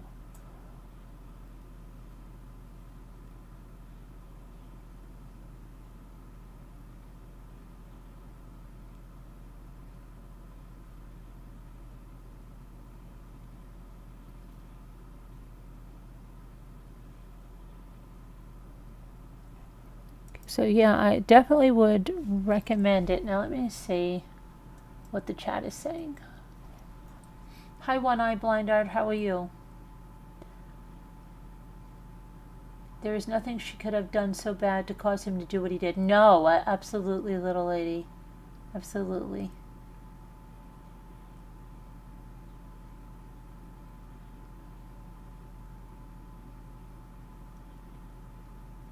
What? What lawsuit are you talking about, Gail?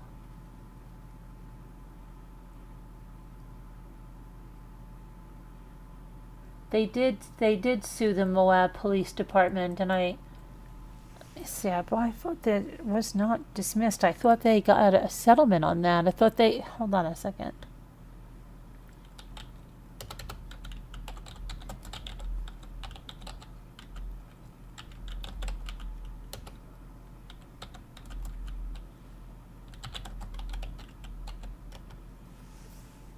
Let me see.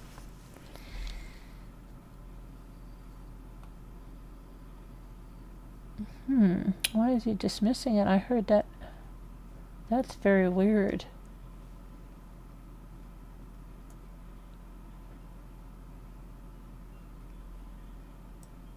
See what that's about.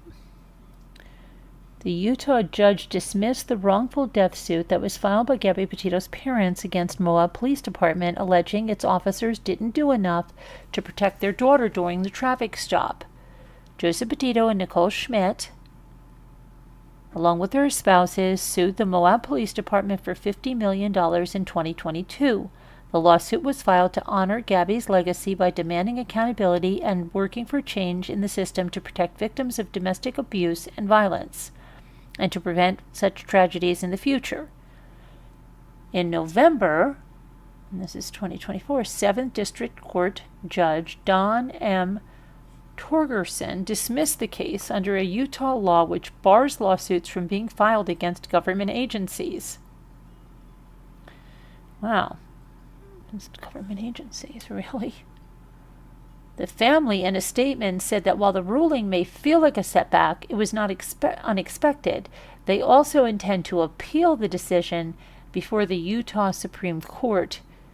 And they said, and I quote, "We never anticipated that this would be an easy process and look forward to the Utah Supreme Court upholding the Utah Constitution's original intent to preserve the right to recover for wrongful death claims under these circumstances." This statement reads, "We remain committed to pursuing justice for Gabby and thank the many people who have continued to support us in that fight." Brian Stewart, the attorney for the family, added that the hope is that the Supreme Court will overturn its precedent, thus affording the state's citizens the protection intended by the state's founders. In doing so, we will show that the guarantees in Utah's Constitution codifies the understanding that no one, whether a private citizen or governmental entity, enjoys immunity from suit when negligently causing another's death. So it says, let's see.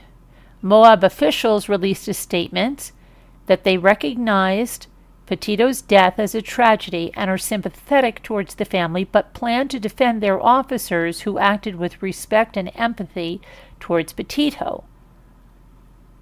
Mitchell Stevens, who's the attorney representing Moab City Police Department, said the court's ruling confirmed that the city officers were not liable for the tragedy that happened weeks after Petito and Laundrie left the city and were more than 400 miles away. As you are aware, the court dismissed the case against Moab in its entirety, Stevens said. The court correctly recognized the result was required by more than 125 years of binding legal precedent. Moab appreciates the court's preparation and adherence to established law. Stevens echoed what city officials had said previously about the officers responding to the August 12, 2021 call with kindness and respect. The defense's motion to dismiss the lawsuit states that the Governmental Immunity Act of Utah precludes Moab officials from being held accountable for Laundrie's crimes. Okay, the lawsuit was one of several that Gabby Petito's parents have filed since her death. 2 other lawsuits filed in Sarasota County have since concluded, including a judge awarding the family $3 million for a wrongful death lawsuit against the estate of Brian Laundrie. In February, Joseph Petito and Nicole Schmidt reached a settlement with Brian Laundrie's parents, Christopher and Roberta Laundrie. Gabby Petito's parents sued the Laundrie as well as their attorney, Stephen Bertolino, for negligence, alleging they knew the details of their daughter's murder and helped their son conceal information from law enforcement.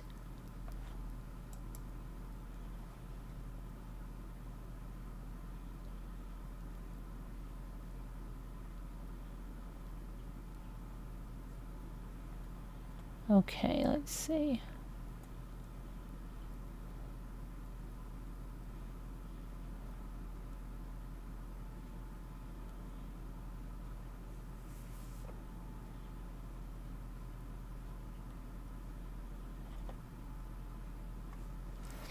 Okay, so let's see where you guys are now. Let's see what you're discussing in here. Those officers were out of line, little lady said. One eye blind out, you're going back to bed? Okay, hi L. Let's see.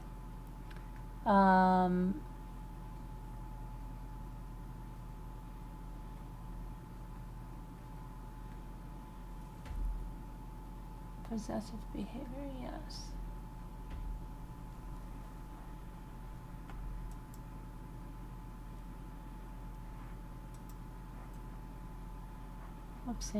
Whoopsie. Okay. In your opinion, yes, little lady. I gotcha. Let me just take a real quick peek over here.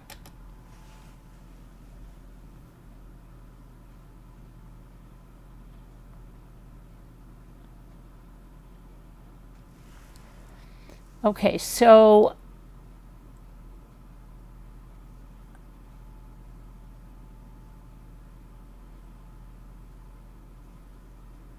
DNA found in JonBenét's underwear hasn't undergone genealogy testing 27 years after her murder. What is that about? JonBenét now? They're bringing...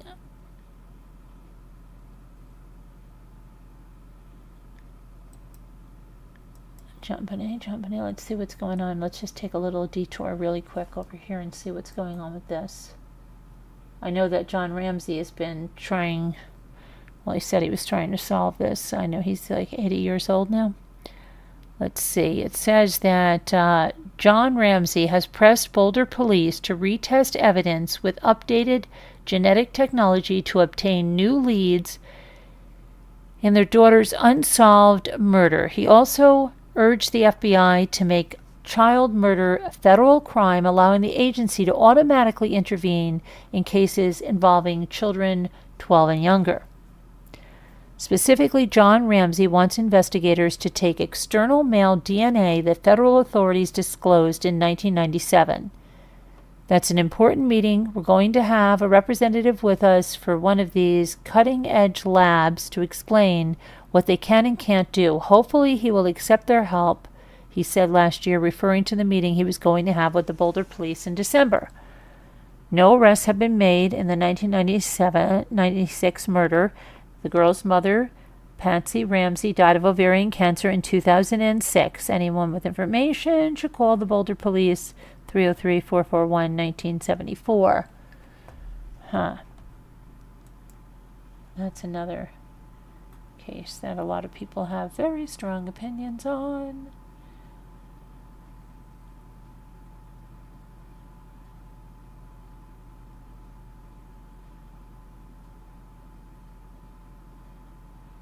Oh my goodness.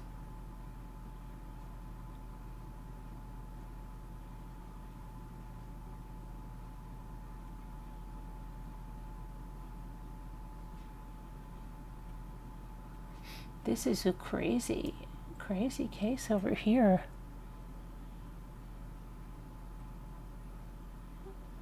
They said that, hold on 1 second. What the heck is this about? In Florida, Tamarack, Florida, Nathan Gingles or Jingles. Let me see. Let me get him. Did you guys hear this one? This is crazy. His wife was going door to door in Florida to try to get help.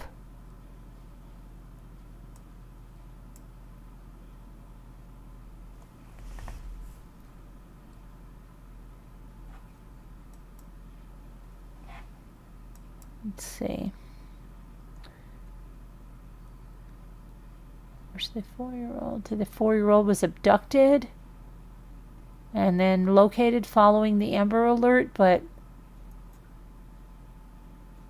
it's crazy. Let me get her.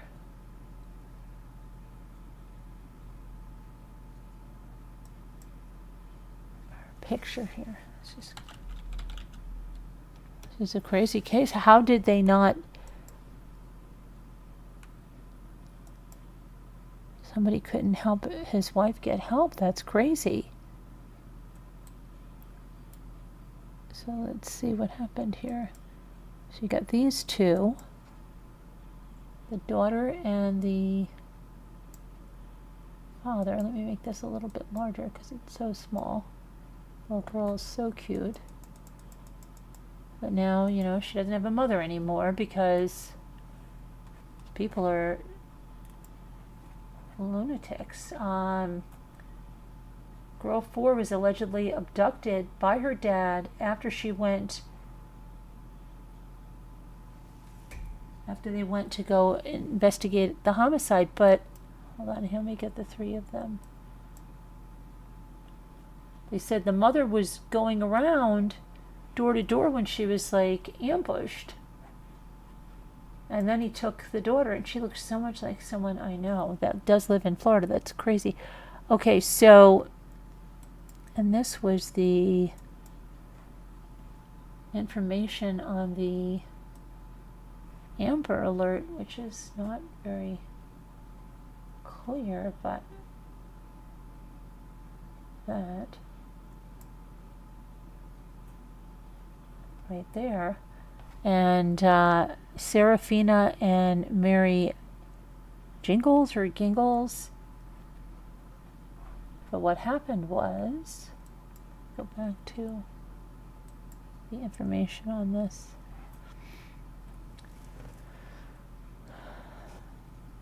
Seraphine, just so you know, was located safe and unharmed, well, physically unharmed, right? Nathan Gingles was taken into custody, but deputies accused the 43-year-old man, who was the subject of a Florida Amber Alert on Sunday, of kidnapping his daughter and killing her mother, grandfather, and a neighbor. Nathan Gingles kidnapped his 4-year-old daughter, Seraphine, on Sunday in Tamarack. I feel like this was out here for a few more days. After fatally shooting her 34-year-old mother, Mary, her 64-year-old grandfather, David Ponzer, and her 36-year-old neighbor, Andrew Farron. On Monday, divers searched for a weapon in a nearby pond. A neighbor pointed to footprints on the ground, saying the desperate mother ran door to door asking for help before the gunman killed her and Farron, a homeowner's nephew. Wow, so he was just 3 people. Crazy. There were crime scenes at 2 homes. Deputies reported finding David Ponzer, the grandfather, on the back patio at 5897 North Plum Bay Parkway, and Mary Gingles and Andrew Farron dead at 5888 North Plum Bay Parkway. After issuing an Amber Alert, detectives found Nathan and his daughter Sunday afternoon at the Walmart Supercenter at 7900 West McNabb Road in North Lauderdale. Seraphine was located safe and unharmed, physically, and Nathan was taken into custody. Inmate records show that Nathan was at the main jail on Monday morning in Fort Lauderdale facing 3 counts of first-degree murder, violation of an injunction of protection over domestic violence, right, and interference with custody of a minor. Outside the Walmart where the deputies arrested Gingles, detectives surrounded a parked 2016 silver BMW with Texas license plate that had been included in the Amber Alert. Small line at the bottom of the license plate read, U.S. Army honorably discharged. Wow, so he was also, allegedly, right? Let's see what else we have here.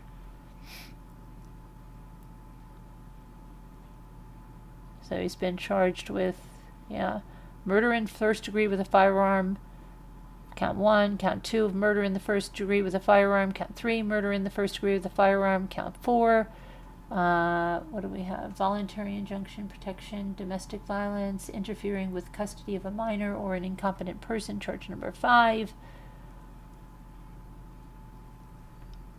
I wonder if there's any more about this family here. Let me see. Mary Gingles.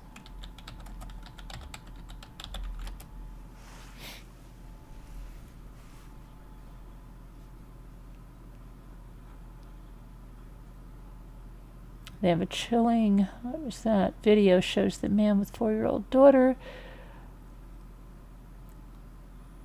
The mother was warned husband would kill. Okay, what happened here? For over a year, she had warned the Broward County judges that the husband that she was divorcing was going to kill her, and she obtained 2 domestic violence injunctions that, in the end, couldn't shield her from the bullets. He finally did what she said he was going to do inside one of those homes, shooting and killing her and the man who answered the door, 36-year-old Andrew Farron. The problem, police say, was Nathan Gingles, who snatched up 4-year-old Seraphine and fled to a Walmart parking lot, where he was arrested and Seraphine was recovered safely. Ex-military owner, his wife claimed, of 20 firearms, including assault rifles with suppressors.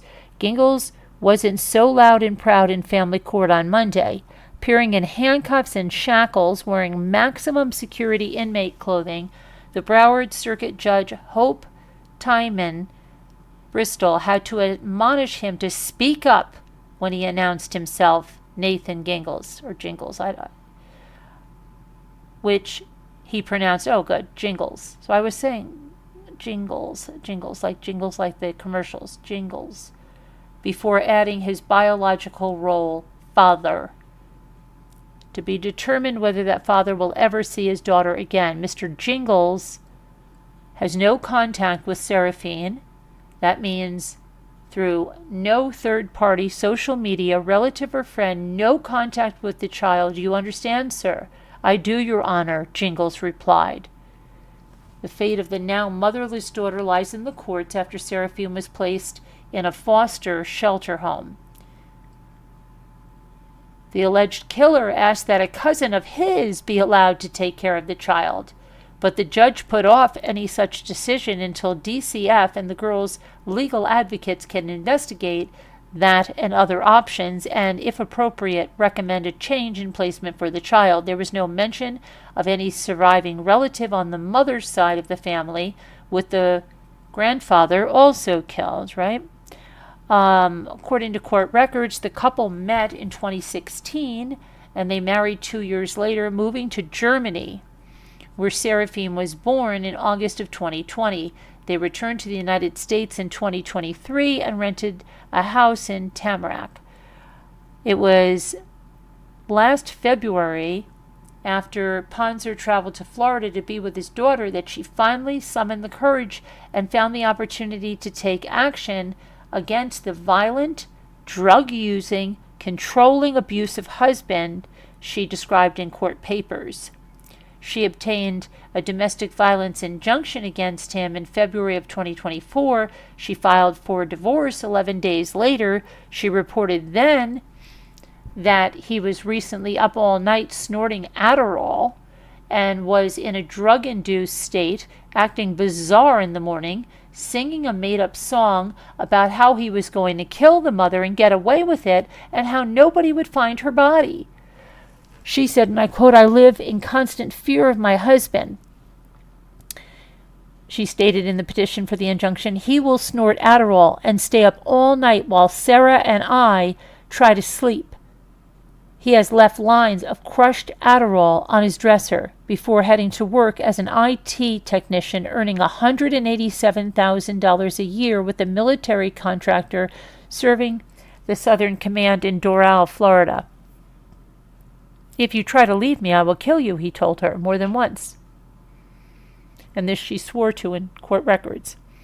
Because of Nathan's psychotic behavior, his multiple threats, his drug use, his many silenced firearms, and my impending divorce actions, I am afraid Nathan will kill me and my daughter, she wrote in that petition. She said he owned 20 firearms, some serious weaponry, many of which have silencers, including assault-style rifles and a shotgun. She dropped the first injunction in July after her husband agreed to a no harmful conduct order. At some point, she said, his weapons were seized by the Broward County Sheriff's Office. though she wrote she was unsure whether they were returned to him. A request for information has not been answered, but by the fall, in seeking a second injunction in December, she wrote, his stalking behaviors have increased recently, and I think he is aiming to kill me when he has access to the rental property where I reside. In October, she said she discovered a tracking device on her car, one identical to one her husband had purchased weeks earlier, something she reported to the Broward Sheriff's Office, which did not follow up, she said. An email to the Broward Sheriff's Office, okay. In late December, she reported to the sheriff finding stashed in her garage elements of what could be a murder kit. Plastic gloves, plastic wrap, zip tie restraints, crushed white powder, shoe and hair coverings, and a note. Air embolism, psych medications, waterboarding. She noted he had access to syringes for injecting testosterone. So he had roid rage, right?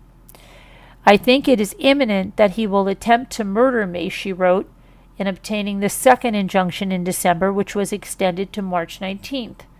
But injunctions can only do so much, said police, and Jingles somehow obtained a gun and used it during his murder spree on Sunday.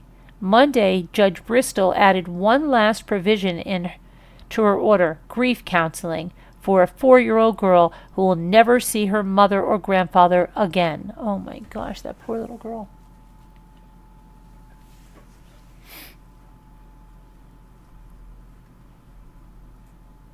Wow, that's crazy. That's a crazy case. Talk about domestic violence and everything, right?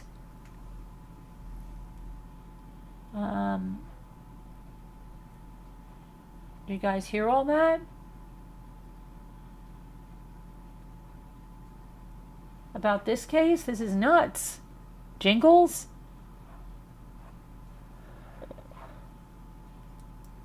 That is going to be something. Let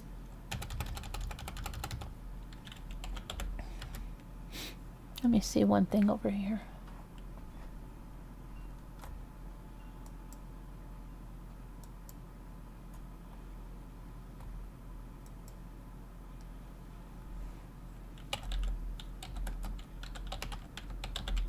Uh-oh.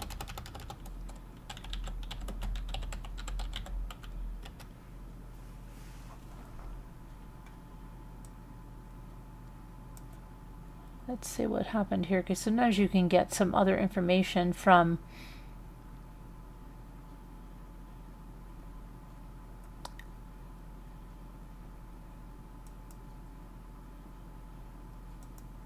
one second.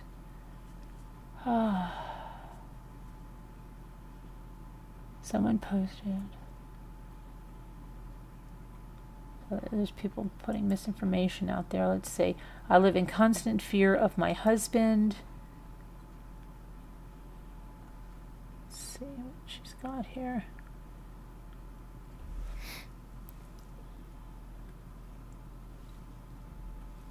He looks very different in this. Oh no, this is the person that was murdered. Okay, so this is Andrew Farron who was murdered by the husband here, Jingles, along with Mary. And then there was no mention of any surviving relative on the mother's side of the family.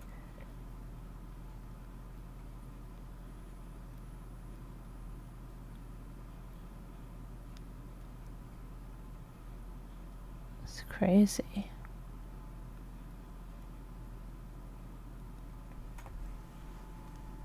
Third man died and murdered his wife, her father, and a neighbor. That's crazy. See, you can have, she tried to go through the right channels and get the stuff, and oh my gosh, now what is this?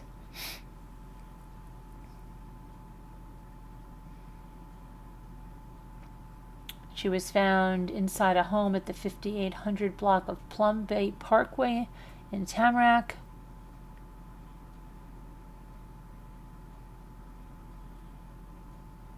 here's the stuff from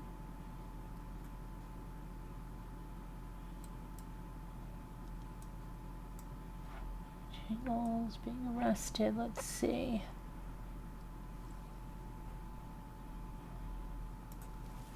.216 height.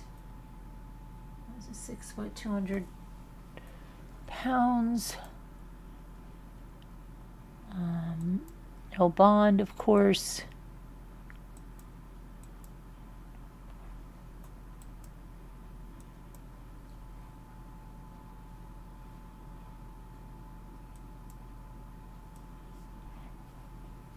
He's got blood on his head right over here.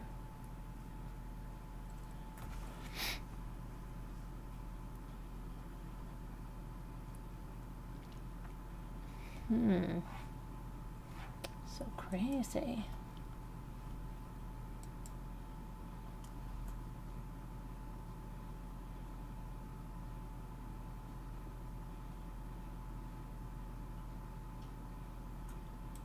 And this is the I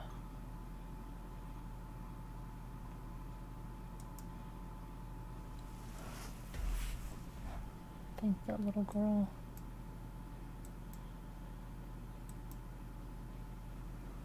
Shoot. She absolutely didn't know what the heck was going on. Let's see here.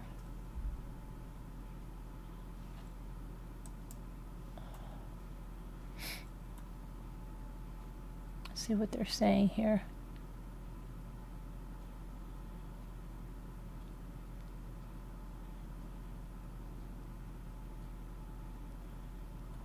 Oh, here's some stuff. Look at this. This was in her... What is this?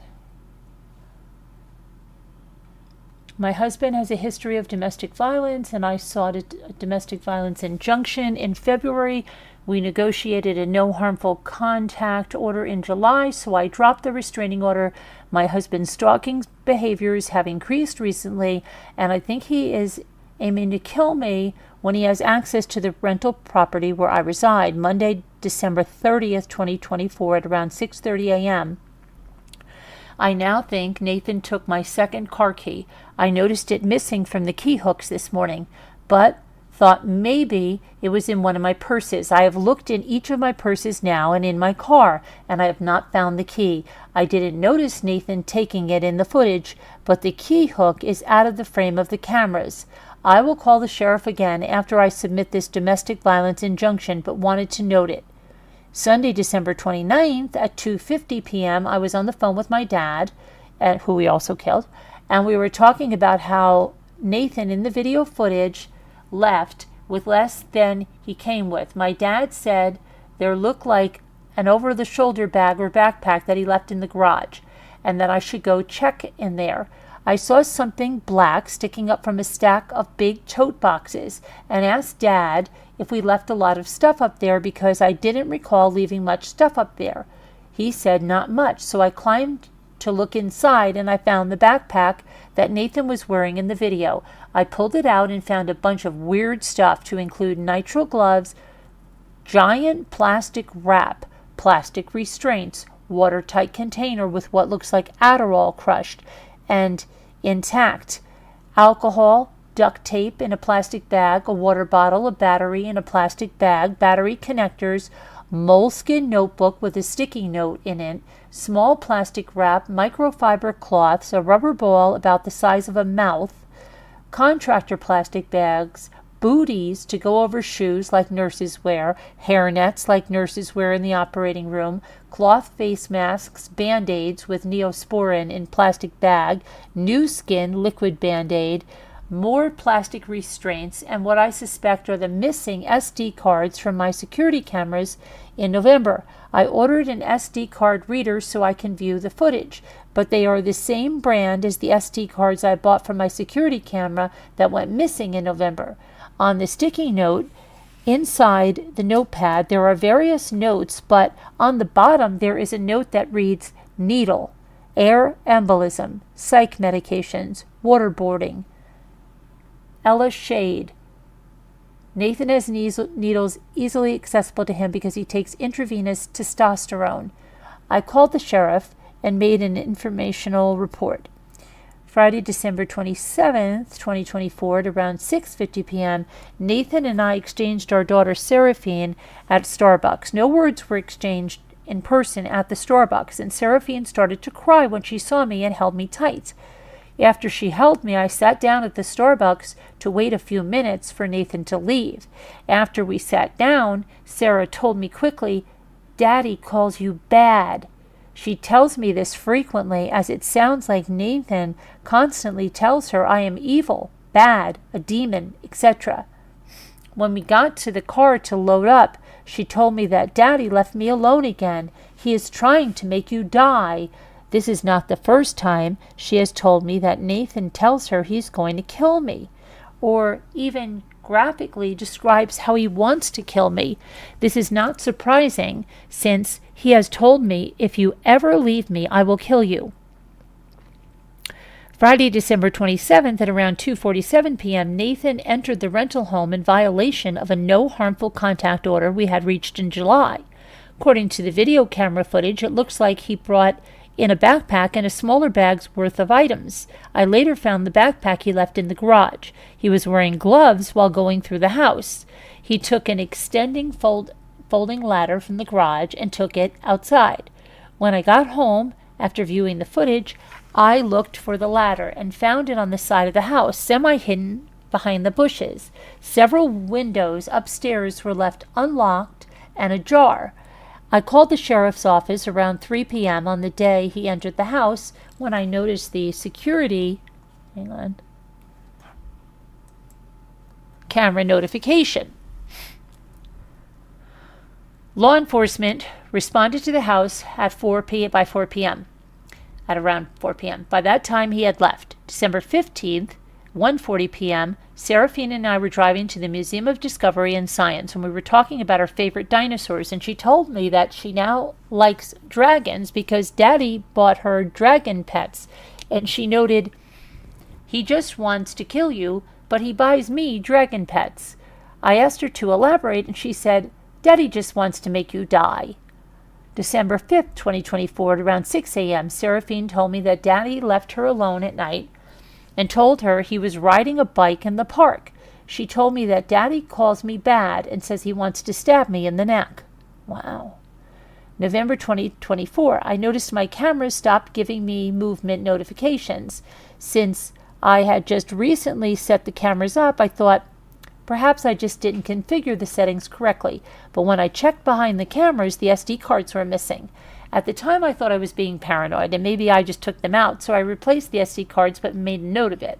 I should have called the sheriff when I noticed, but I didn't think that Nathan was coming to the house in violation of the court order. I will check the footage on the SD cards Nathan left behind in the backpack to see if there is footage of his initial entry in there.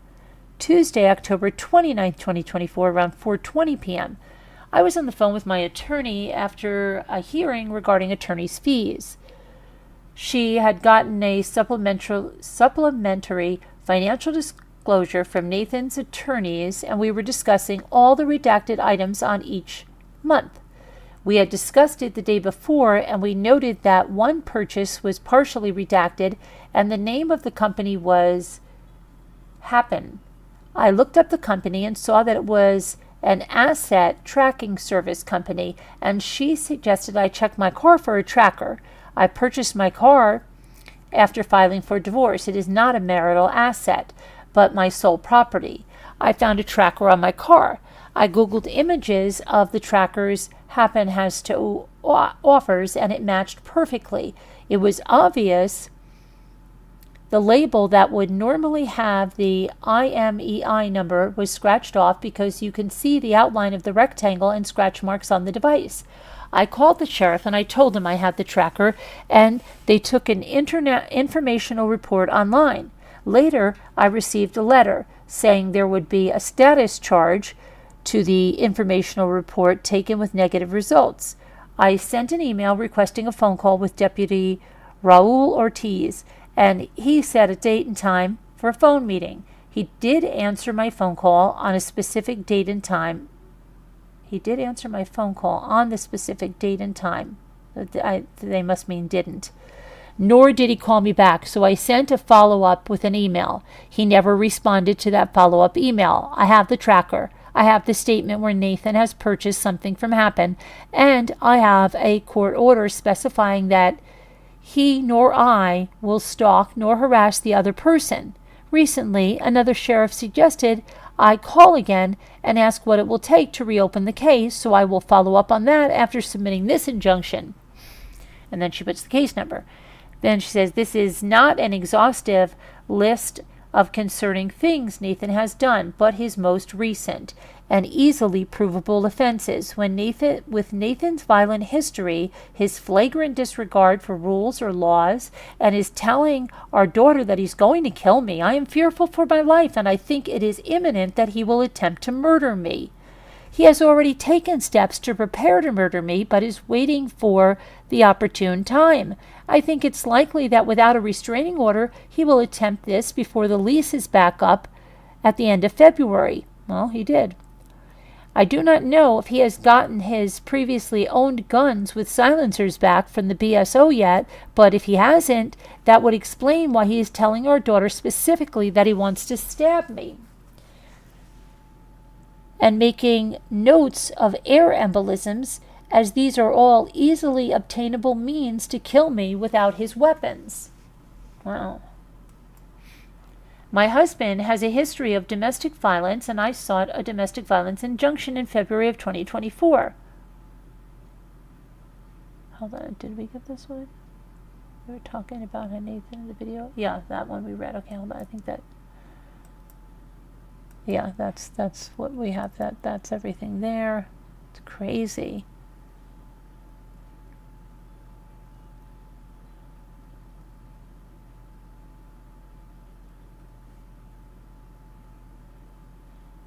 See what else there is on this.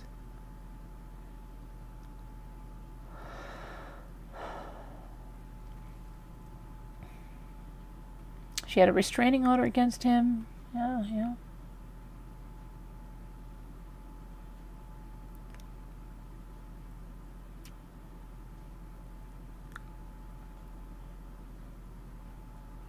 That's crazy. Is it really crazy, isn't it? She tried to do everything she could to save herself. She predicted this and reported this? Yes. I know, Scooter. She did everything she could possibly do. And the little girl is, that's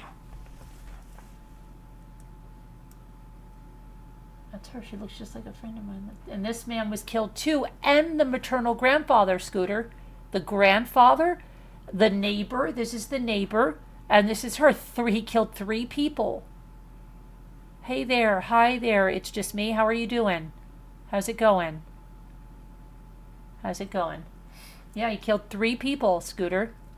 Scooter, we had some of our... Oh, Christine, thank you. I don't know why I didn't get the noise that it usually makes. Thank you so much for the super chat. Oh, I said you're going to get, you get a round of applause.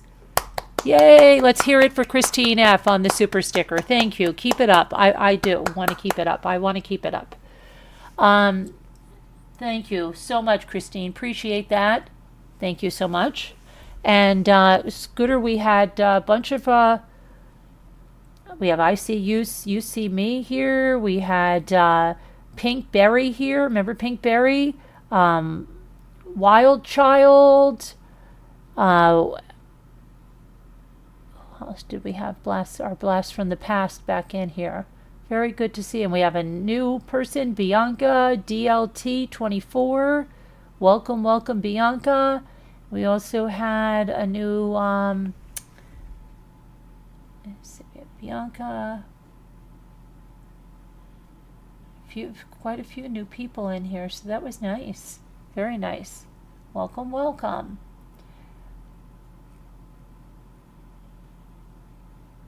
I'll have to look this up.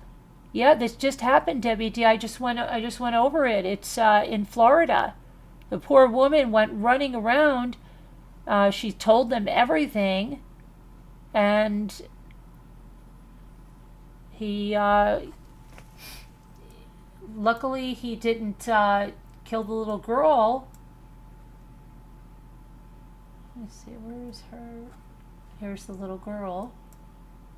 Right there. Isn't she so cute? She looks like a little girl that I went to kindergarten with. I have her in my birthday picture.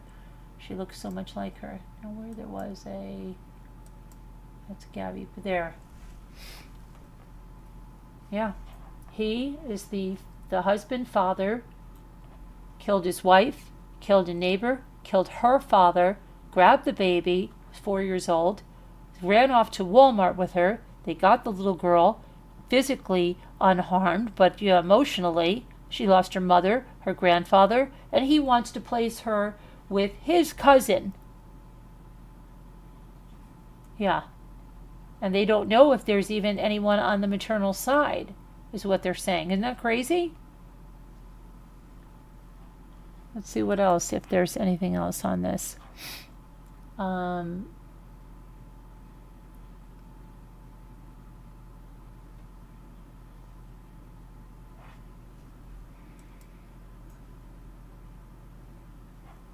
Let's see.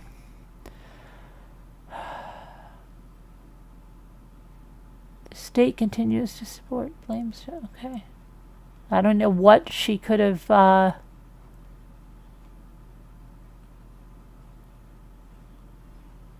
This just unfolded on Sunday.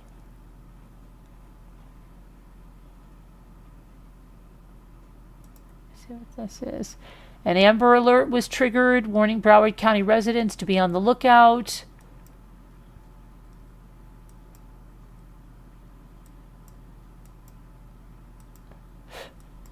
Excuse me. So yeah, 3 people killed, and the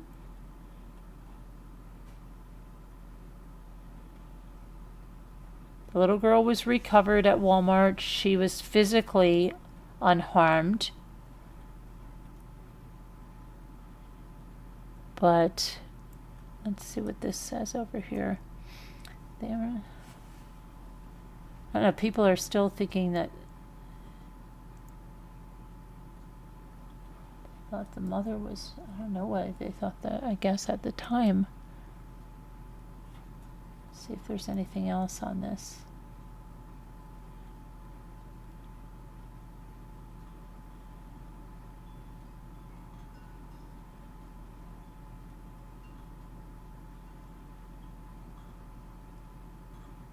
Now, I'm sure if he is, I don't know if he is ex-military. I wonder if he's going to claim he has, kind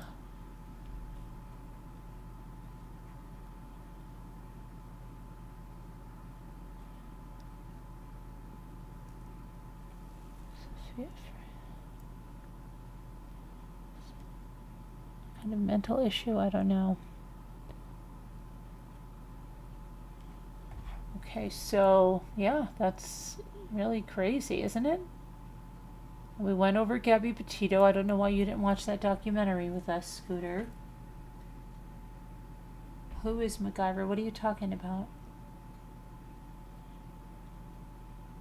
Oh, you did enjoy that? Okay. And then we've got this one. So thorough, I didn't even need to watch it. Yeah, well, I don't know. Lately, it's like you can't sit still or something for anything. I don't know what it is about you. Did anybody else have any questions? Anyone have any questions?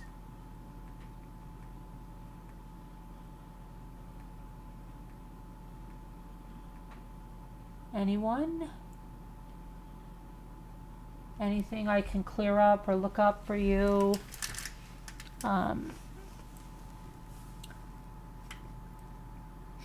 If you need me to look up something. This is a terrible case right here. This is horrible. I'll definitely be following this. That's, I mean, horrible. And then you've got the Gabby Petito, which is another horrible case, both dealing with domestic violence issues, right? So definitely, you lurk a lot. I see you, see me. Hey, I see you, you see me. I have to ask you something, right? You see, let's see how good my memory is. You have a Cricut, right? You got the Cricut? Guess what I did today? Ethan said to me, Mom, tomorrow is my anniversary. Can you get a card and then print out a picture? So I pulled out my Cricut and I got on my Cricut design space. I hadn't been on it since before the celebration last year, unfortunately. But I want to get, it's a good idea. So I may make a Cricut project tomorrow. I don't know. I may do something in the afternoon and try to look up something because I have my Cricut all out here and stuff. And I made a card and got that done because the good mother that I am. You do, right? How do you use it? How are you coming along on it? You doing anything with that? But I did. I made a card and printed the picture, and yes. So, yep, did that. Sure did. And yeah, I thought about doing something crickety-ish. Crickety-crackety-ish. I have to do that. It's just so sad to see all these babies being murdered. Well, yeah, this one is not by the parents here, right? It's sad about that, yeah. But here you have two women, and now that little girl doesn't have her mother and doesn't have her grandfather, so yeah. Yeah. So I got that Cricut out there, Debbie. Debbie, do you have a Cricut? Did you have a Cricut? You do have a Cricut, don't you? We've got to get cricketing. We kept saying a long time ago we were going to have like a dedicated Cricut time to do something. I think Bucky Ann has a Cricut. Sassy has a Cricut. We've got to get cricketing. You turned off. I took my subscription off too. I see you, you see me, but I wasn't using it either. Right. I want to get. You have other stuff happening? Okay. Why were they still allowing visits? Because I guess he wasn't harming the child. I don't know. I don't know. You would think with saying that stuff, if she had a guardian ad litem and he was telling the child that I'm going to kill your mother, you think that, I wonder, yeah, that's a good point. Why didn't they stop the visitation with the child, right? With saying that kind of stuff, I don't think any guardian ad litem would think that is in the best interest of the child. You're not supposed to even speak disparagingly of your spouse, of your child's parent. That's usually the case, but that's more than speaking disparagingly. That's really being crazy, right?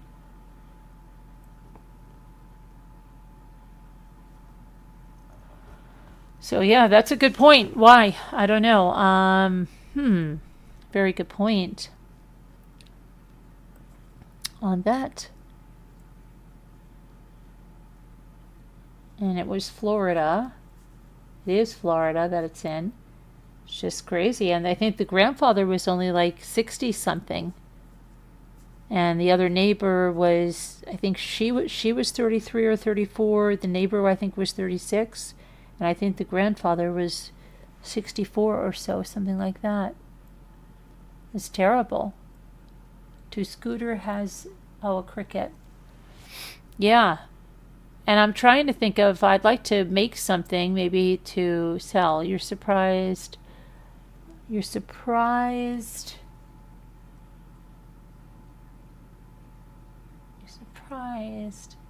Ad litem isn't fighting again. Yeah.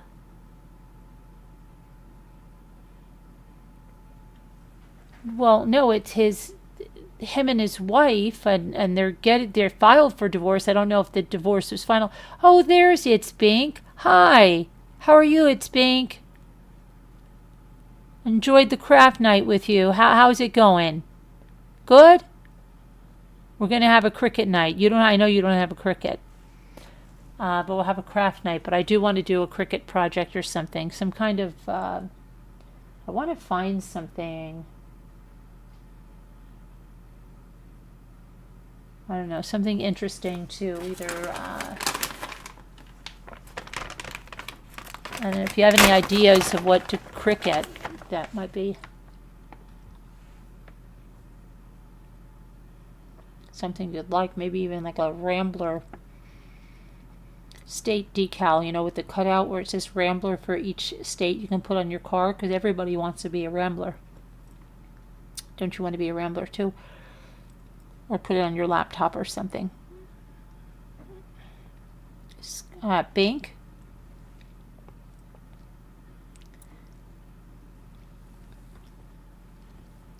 Bink needs like a shock something on her.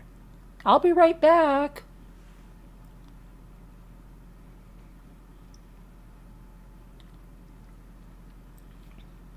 Yeah, it's a crazy case, but it goes right along with this and domestic violence, right? Not being taken seriously. Like, he had a murder kit. Did you hear that? It kind of reminds me of Jennifer Dulos, who's another person, another woman, another wife, another mother killed. Her body has never been found, right? By her estranged or ex-husband, Fotis. And he had, you know, he laid in wait, and he had essentially a murder kit. He had the zip ties and all that. This guy, maybe he put that bag in there, and maybe that's what he was planning to do with that murder kit. Like, I don't know. I mean, a murder kit.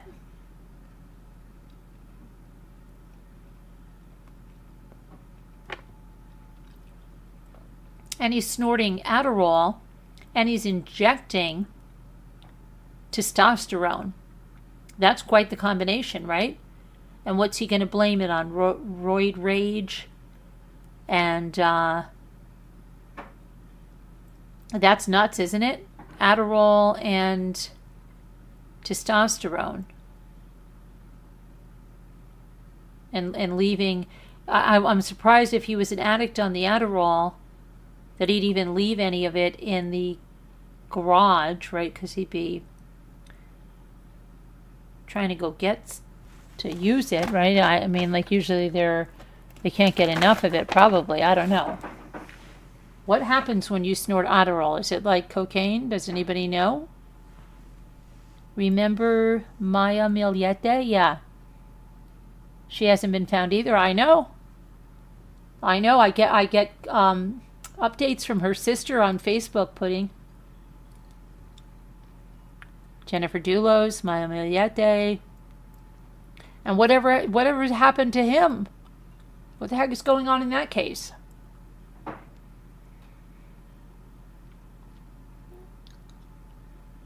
They finally found, wait a minute, what about the one in Colorado? Remember the one with the tranquilizer dart? They found her remains, right? Didn't they find them, but then they never arrested him? That I can't believe. That guy got away with murder, allegedly.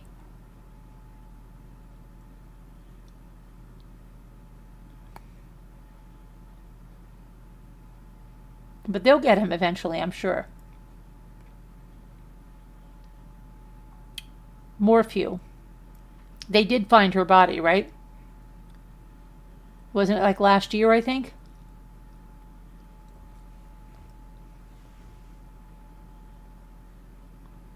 But I don't understand. I thought that they were waiting for that to then... Where is his trial, Carolyn? Yeah, let me see what's going on with that. That's a good thing. And I'm just eating dried fruit anyway, right? So let me check it out.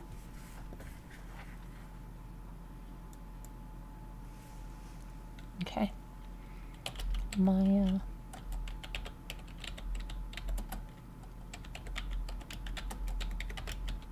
Let's see what he's got going on.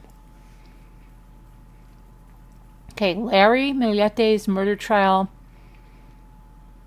Well, you know what? They said it was scheduled to begin January 6th over here. That's come and gone. Let's see what's going on with this. It was delayed again. They said that was back in April. January 8th of 2024, that's last year. January 7th, her body still has not been found. July 7th. July 7th. Maya Millete. It's been 4 years since Maya Millete went missing from her home on January 7th. Her body still has not been found. Her husband Larry remains in jail, charged with her murder. His trial is set for July 7th. July 7th. There's going to be a lot of big trials in the summer if they stay on track for that, right? You're going to have Koberger. You're going to have this one. And what was the other one is it Lori Vallow? But no, there's another one. Who was it that's set for the summer? I think it was a woman. Trying to see who it is. Who it was. It was there's quite a few set for this summer. Yeah.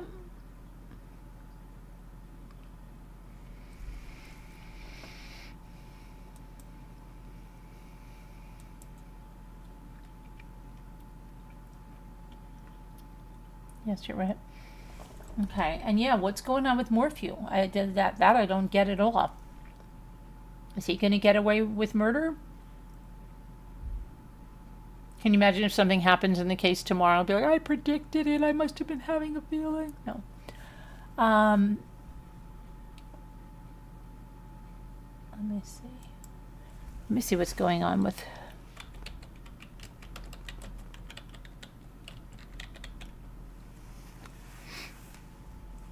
Yeah, April 29th of 20, almost on a year that I guess they found her body. Well, what's going on with that? The DA, did you hear this? In October, I don't know if I heard this, the district attorney who prosecuted Barry Morphew will be disbarred before appeal is heard. Did you hear that? Wow. It says a Colorado appeals judge ruled that Linda Stanley, the district attorney who brought the charges that were ultimately dismissed against Barry Morphew, accused of killing his wife, Suzanne, will be disbarred before her appeal is heard.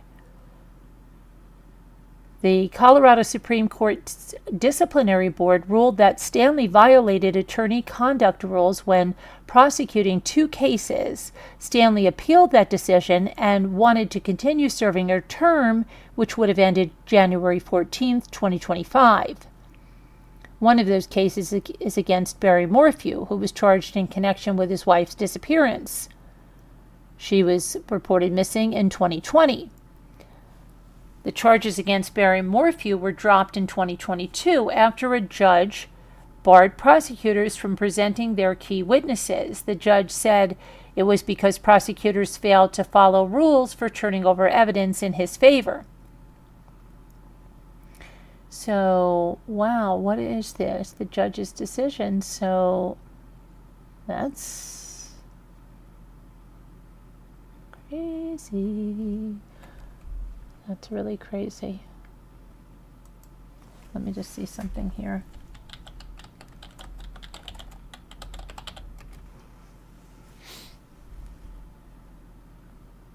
How the heck is that?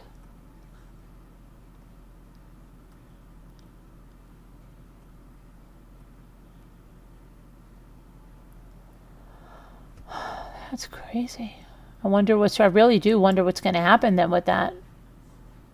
You know, but usually sometimes like a teen arrested after two women brutally murdered in a New York apartment. What the heck?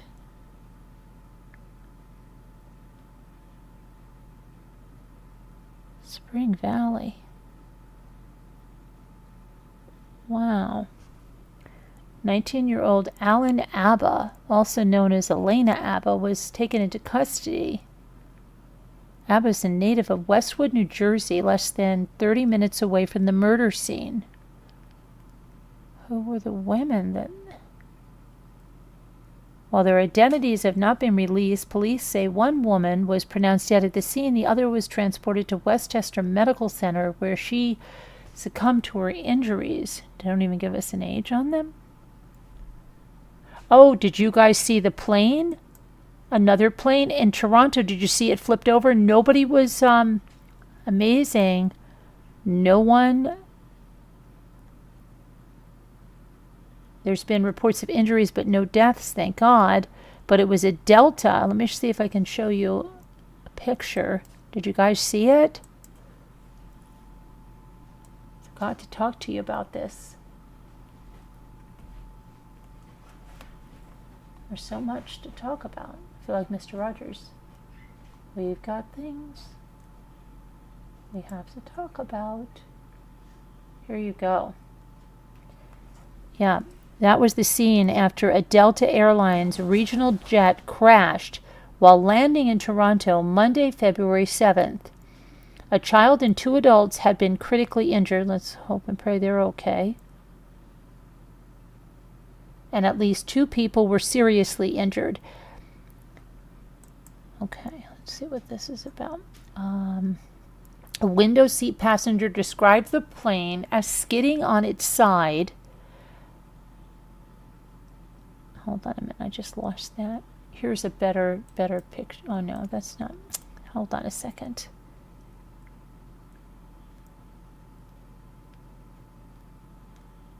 Where did I just lost what I was reading from the eyewitness. It was attempting to land at Toronto Pearson Airport. There were strong winds and drifting snow. It crashed and flipped over on the tarmac on Monday afternoon, and it finally came to a rest with its belly up and at least one wing shorn off. Despite the crash landing, all 80 people aboard Flight 4819, my dog's having a nightmare again, from Minneapolis were evacuated. Photos and videos showed flames and black smoke billowing from the plane, the passengers coming out from the front and rear doors. Hold on one second. Let me wake him up.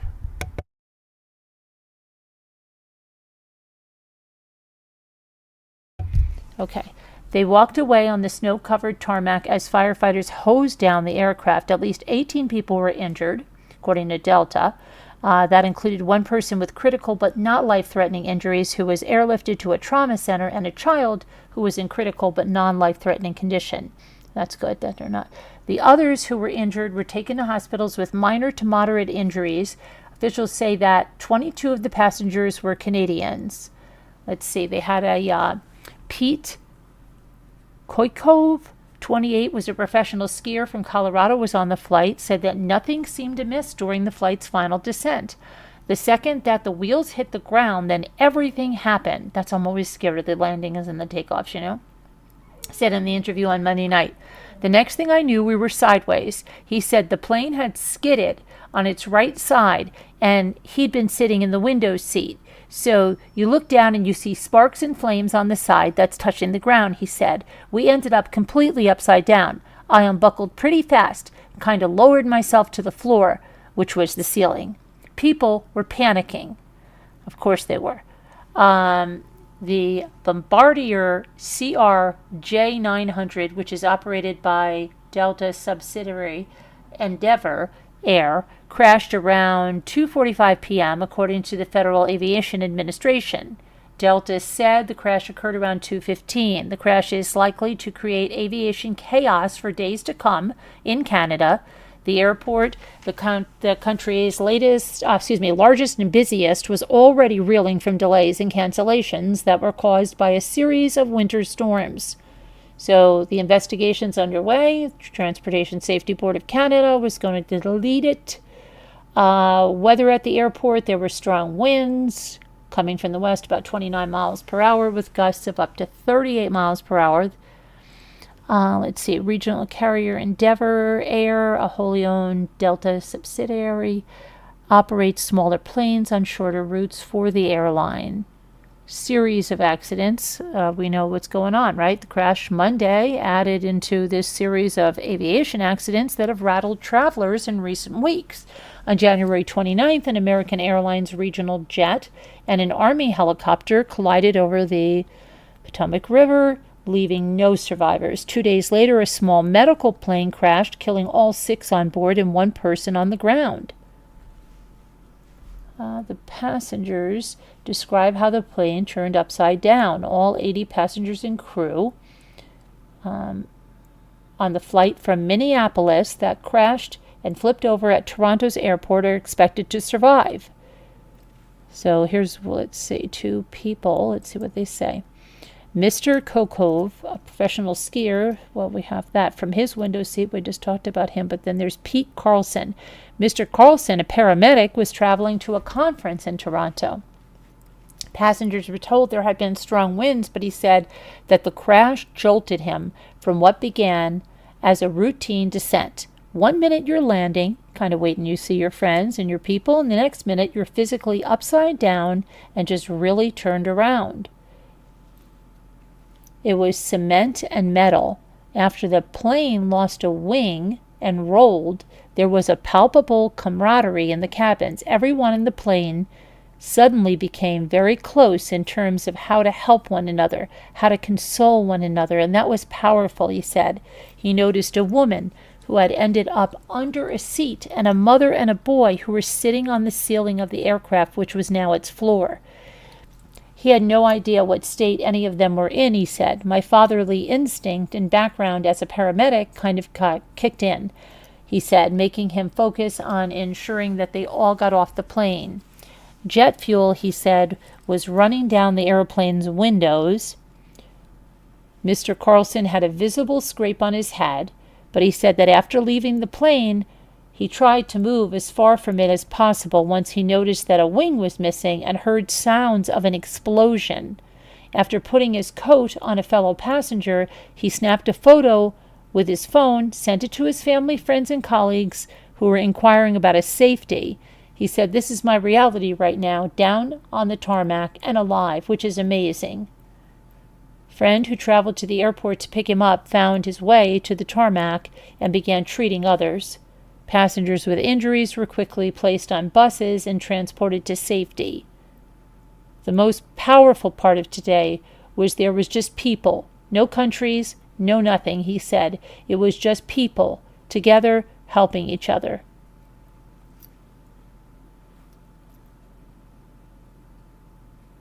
Let me see, here's another view, okay? I'm going to put this one over there.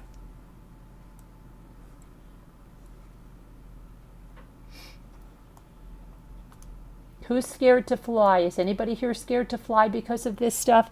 Usually they tell you, right, the safest time to fly is after a crash, but that's kind of not been the case, right? Here's a better picture.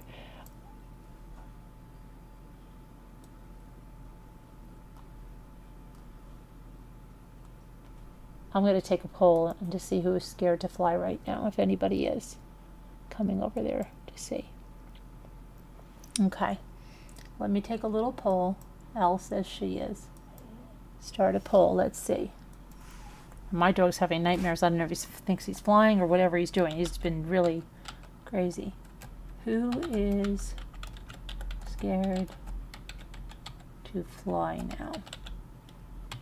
And when I mean scared to fly, I mean not just like you're a little bit apprehensive. Like you will not get on an airplane. You're not getting on whatsoever.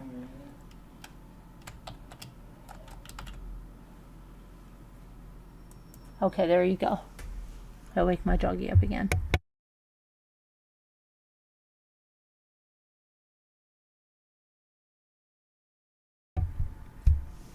Back again. Let's see. Hi, Leslie B. How are you? How's it going? How is it going? You already suffer from anxiety and panic attacks, and you would have gone into some kind of shock or worse.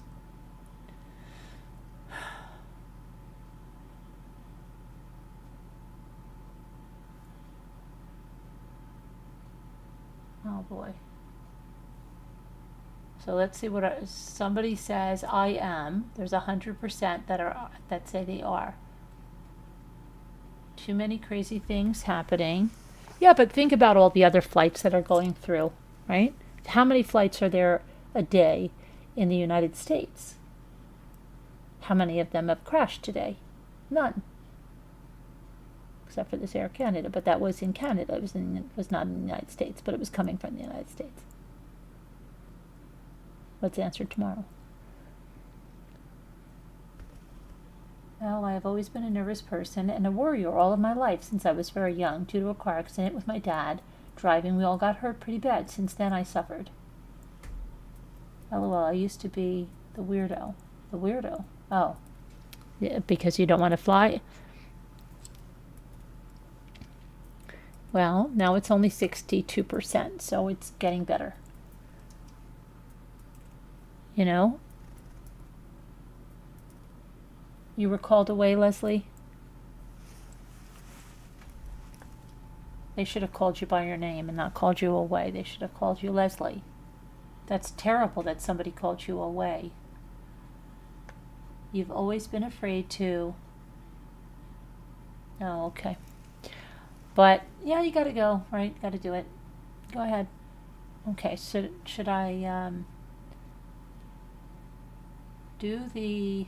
How about I'll give you a little tiny encore tonight. It'll be a small one. It's going to be a small, short, schmaltzy video, and then I'll do the word cookies, but I'll do a small video.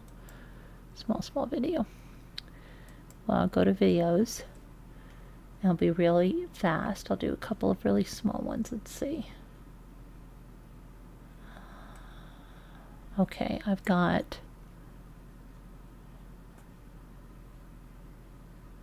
Let me see.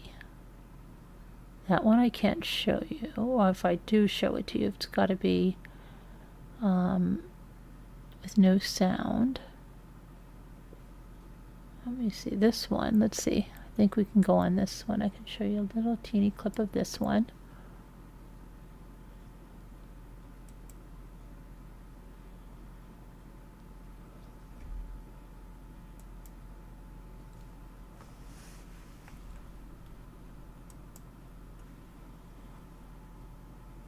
So this is a little encore. We look at, we wind it down after we talk about all this kind of stuff, you know.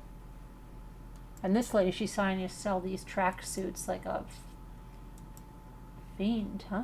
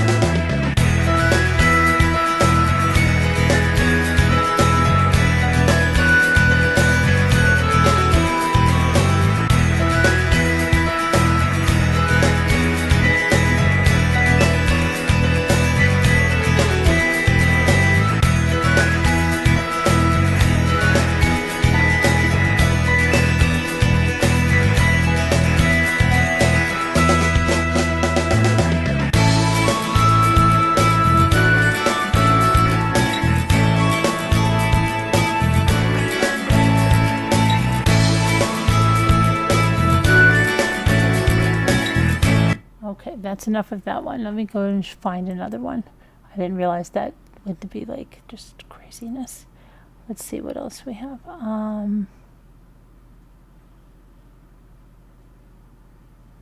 See this one. Let's see what this one's like. This is only 12 seconds. How bad could 12 seconds be?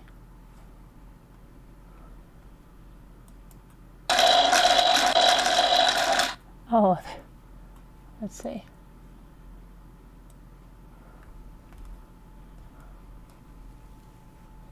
How do we have a 12 second? Okay, we want to rewind this one.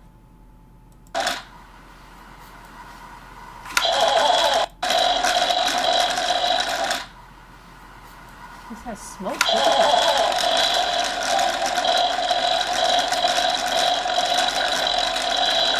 Oh my goodness, that was exciting, wasn't it? Let's see what else we have back in the day. I'll do one more and then we'll do word cookies. What is this? Is this Jimmy jumping rope? Let's see what this is about.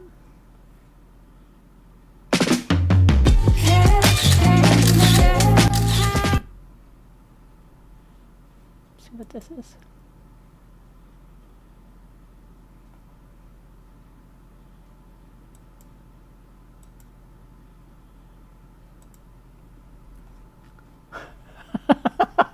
I didn't even know we have this one up here.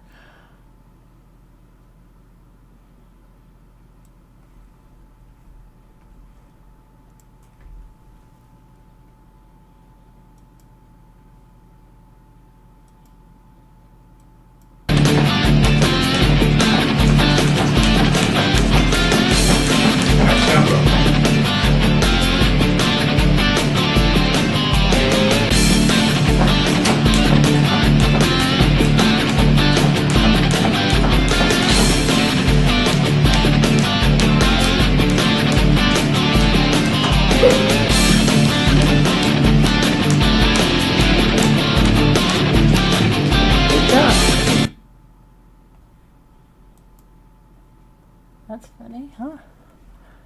That was crazy. When was that?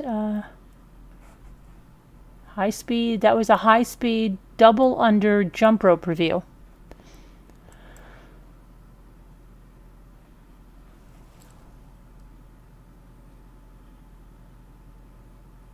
Let's see one more thing. Let's see what is.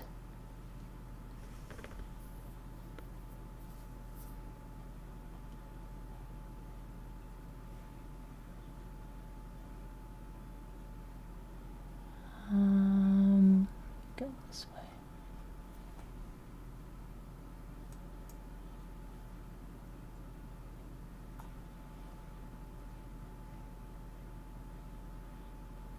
Okay, well, let's see what this one looks like.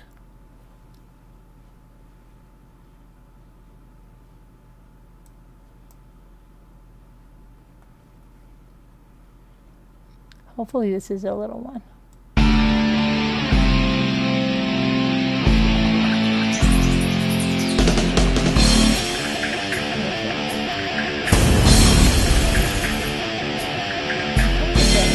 When they were, this is when they're older.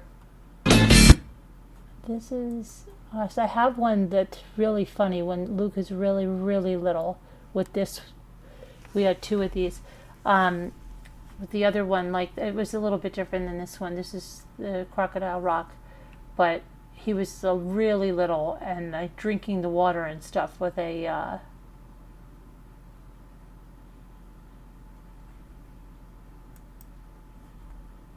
on a pot or something. I don't know what he was doing. I just can't stand the really loud music.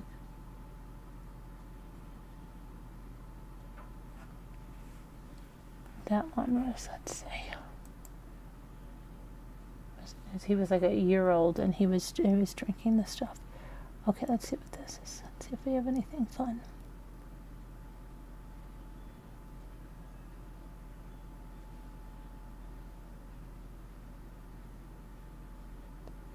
So this is that one, that one.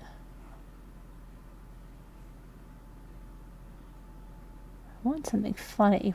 We'll have to find a funny one. And maybe one where you can hear us talking, right? Let's see what we can do that's funny. Well,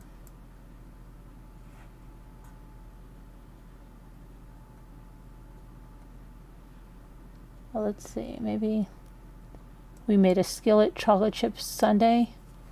I don't know what this one, I don't really remember what this one was like. Let's see. I stop this one. Stop, stop, stop. Okay, let's see what this one is like.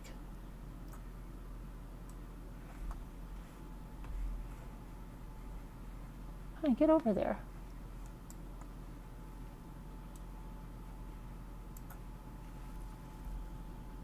Alright, let's see. Open ad, skip this ad, scooters I get, or red, or whatever. Talk here either? How come I'm not talking? Oh my goodness. Did you see that one where the lady told Jimmy to get out of the kitchen with me, like one of my early cooking ones when we were doing the tagine? Okay, so this one's just going to have music. Hold on a minute. I thought for sure I had... let me see. I know I've got to have us...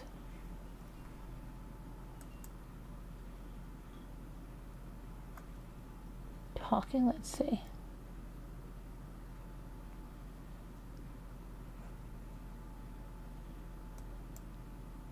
Please, I'll check if I'm talking in this one, making the bread.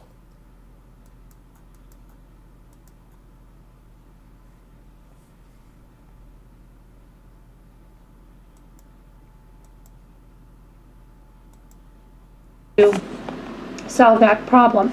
So I'm going to show you exactly, you know, what we bake and how it works. There's some recipes in this booklet that came with it, and then tells you a little bit about other Emil and Henry pieces and some history. And we're going to knead it first. That's very ASMR. Listen to that.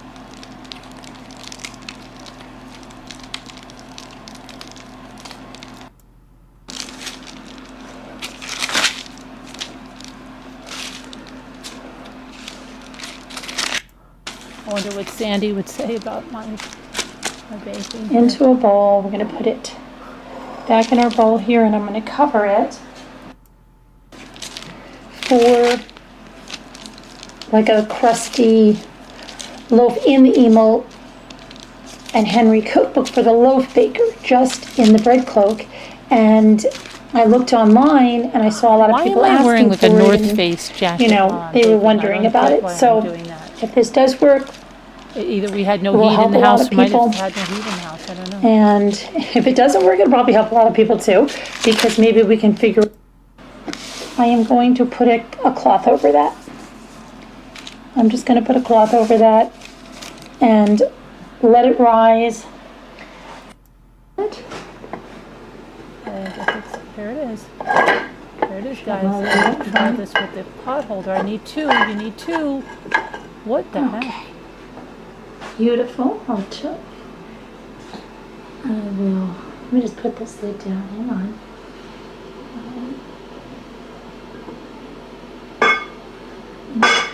Nice. I had that big pot All holder. right, so let me give you a look at the loaf. Pretty nice, right? Let me get something to pop that out of there. How come I was so quiet? Everybody was I gone. wonder if we'll be able to.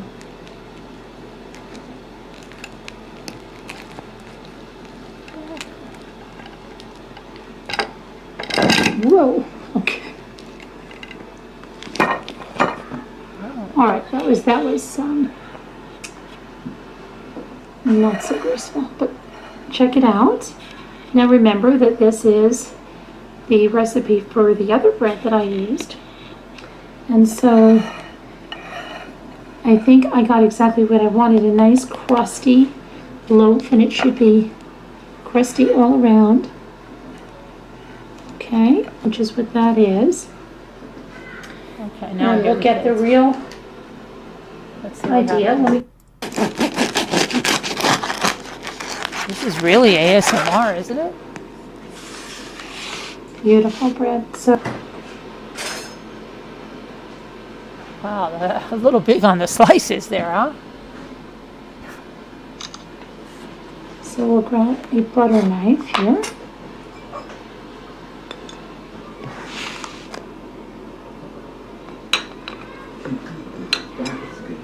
Now I hear the kids say filling it. And go ahead and put some butter on. Wow, I'm really going to town with that butter.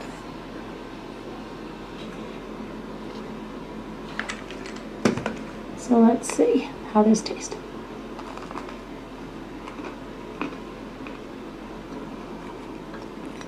Really good. I'm going to say that was really good. Oh my gosh, that is so good. So, Okay. So that's bread. Bread, Scooter. I can't even see the chat, so you probably all have left because she's bringing up the home movies kind of thing, right? Let's just see if we have anything else. I was looking for something funny. I really wanted something funny. Hi, Lynn Jackson. Martha Stewart says it's a science. It is. Baking is a science. You can't just Jimmy loves to improvise, and I tell him my daughter did the same thing. You can't. It's a science. You really have to be careful about what you do. Aw, little Christine. Let's see. See if we can find something funny.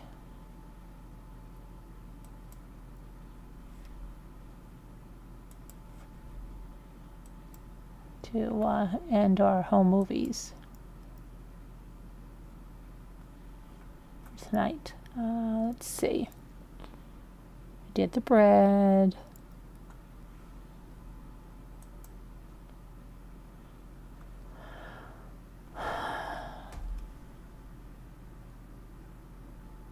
Oh, there's that one with Luke in the vacuum.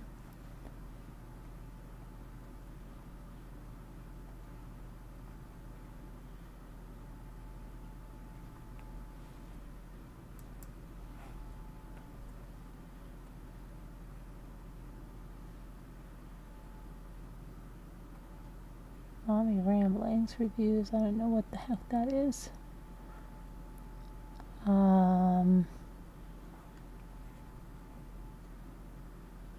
What was I doing here? Taking off wallpaper with hot water.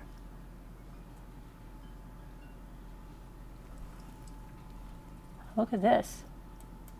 See? Hold on. hi guys, I was going to show you how I removed my entire wallpaper border from my kitchen and my hallway. And my son came up and said, Daddy's removing all of the wallpaper. I can't believe it. Now, if I wanted him to do it, it wouldn't get done. But and I told him today, I said that our contractor said this has to be removed, and I'm doing it tonight, and I'm going to take a video. And he claims he didn't hear me. And this way that we do it is so easy. Let me show you what he did. He removed it all from here down the hallway. Now this is the second layer that I'll show you. Thankfully he left that on because that's really easy to get off too. It comes off in 2 layers. He did all of this. And so he goes, oh, sorry, I didn't know. And so he left me, this is all I have to show you, and a tiny bit over here and a tiny bit over there. And I'm sorry because I really wanted to show you the whole process, but I'm going to show you here and I'll show you on the second layer. So what you're going to do is you take your spray bottle, use a heavy duty one and fill it with hot water. I use hot tap water. My tap water comes out super hot. I mean, really hot it comes out. And I'm just going to spray that like that. And it really doesn't take much.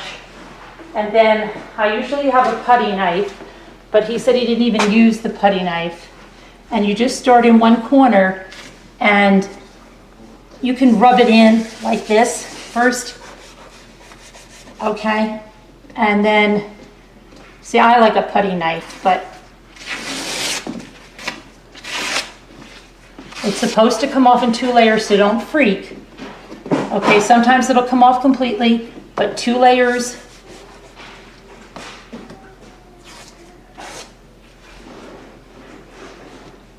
Please don't do that part. I've got to keep telling him because he's like going to town here, and I'm telling you.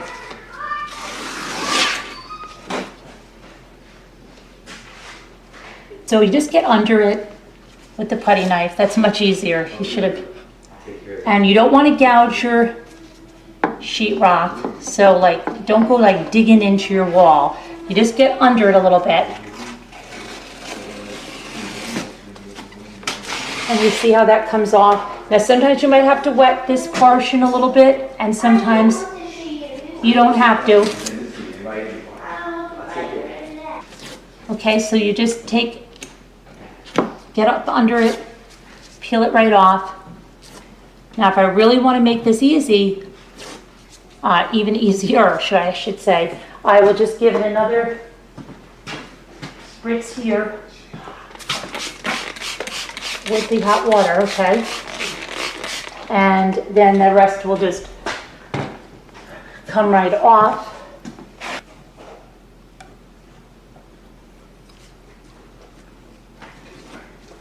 Like that. And when you have little pieces like this, you can just start them and take them off with your fingers. Usually it's easier.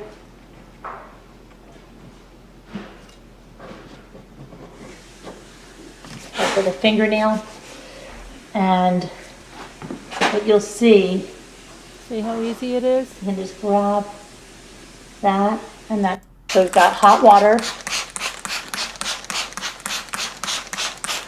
What am I doing here? Where the heck is this? And then Is this something I get up under it. Show you? Where the heck is this? Peel off the first layer.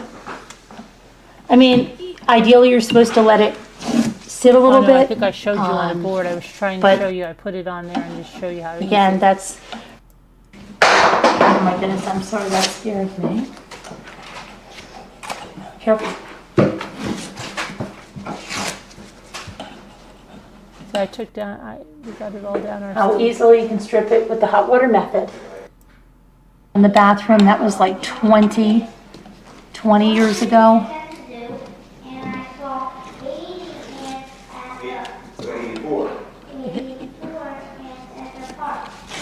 Here, Luke.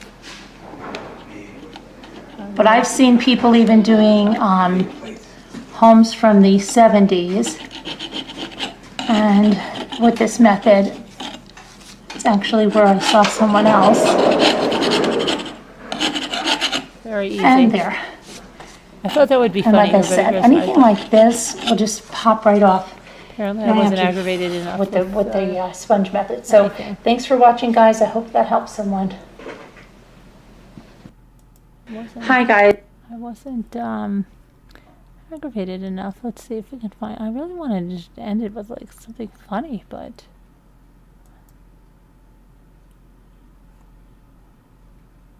let me see if I can find something.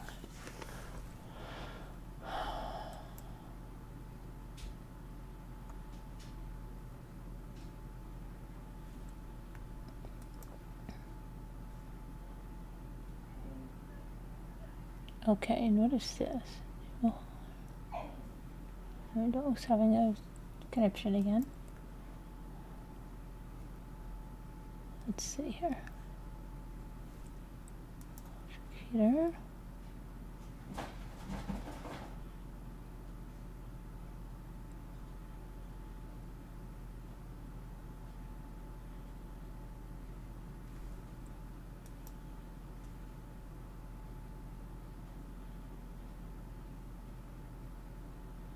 We'll have to, do you know what we're going to have to do? Some lady commented on those scammer calls I have. One day, maybe we're going to have to listen to those calls again. A lot of people have not heard that. How about is this when Jimmy and I made a easy marshmallow fondant? When we made that cake? I don't know. Let me see. What's our cake recipe? Is this it?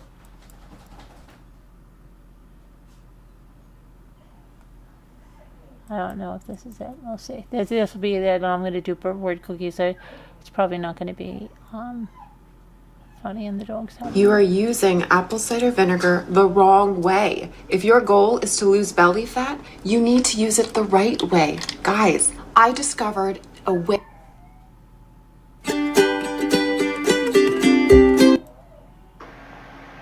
1 minute was sufficient. I thought this was the one that. No, this is me making the marshmallow fondant. Yeah.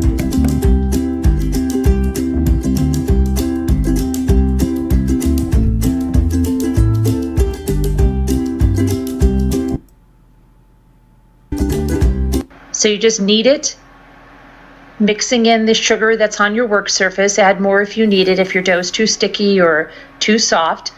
And then you're done. Once it's kneaded and it's a nice texture, you can store it in a Ziploc bag or Tupperware container. It will stay for a couple of weeks.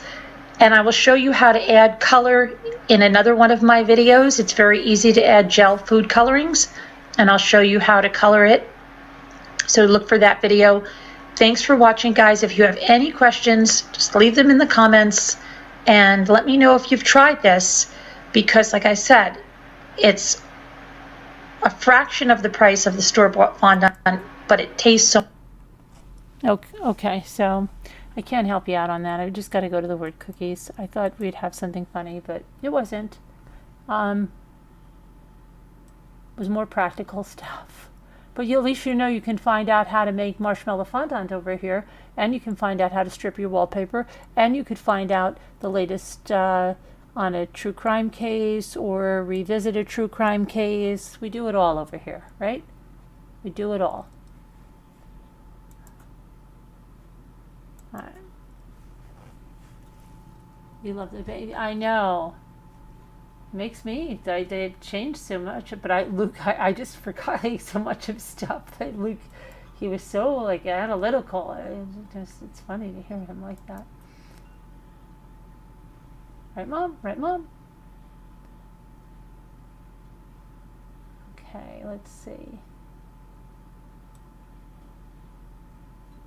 Steed.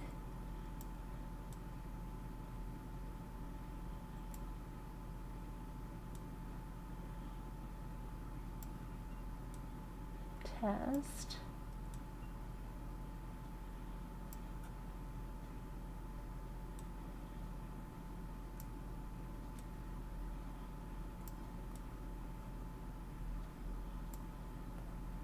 Okay.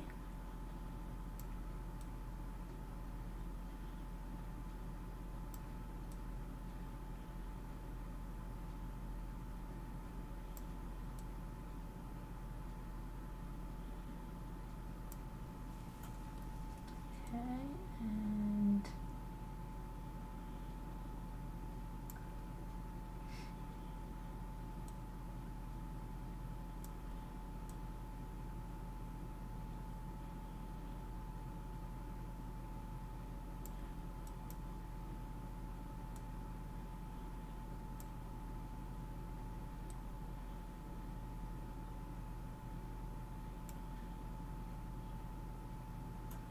C's, and then we did T's, and then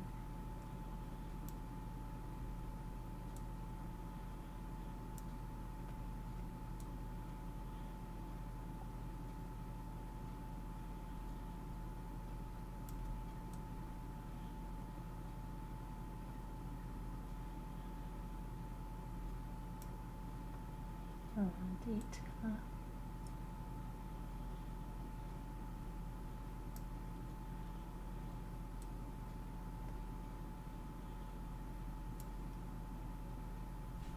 Sets, okay.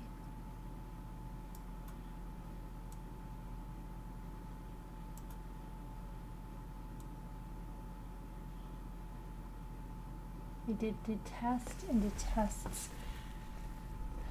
Oh, how about T's? We did that right. T's, we did tests. We did, yes.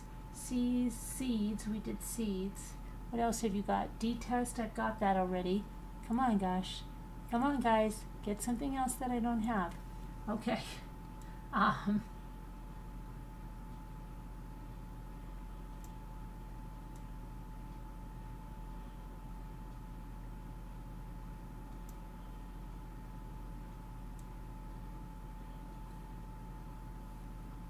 Deeds? Nope.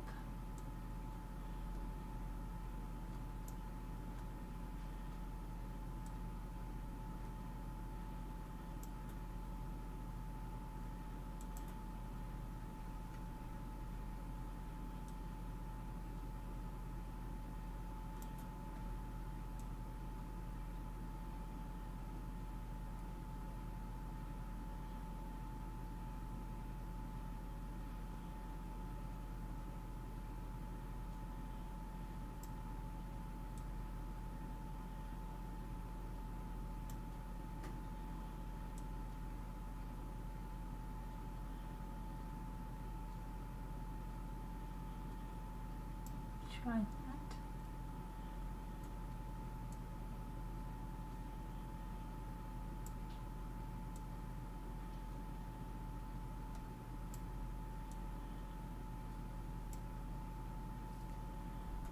Tess, I think I tried Tess. Mm-hmm.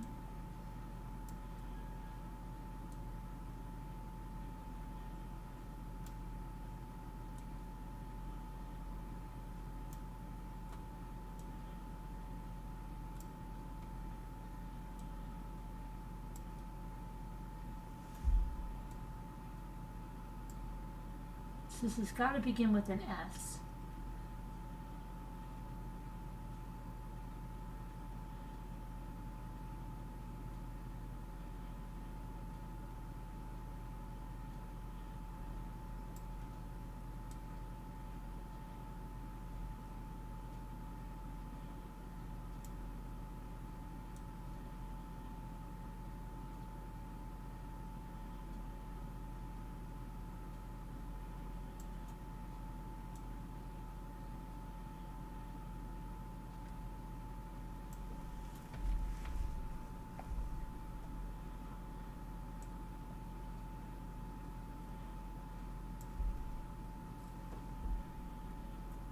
Steed, S-T-E-D-E, Hurt made Y says. Let's see. Nope. Said T. No, there's only one E though.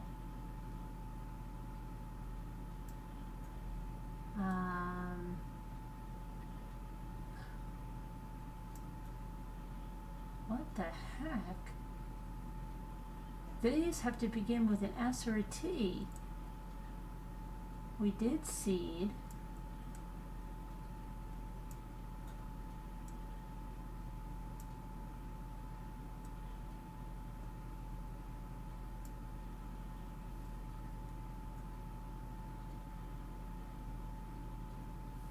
Where's Murder of Crows? Hurry, we need Murder of Crows.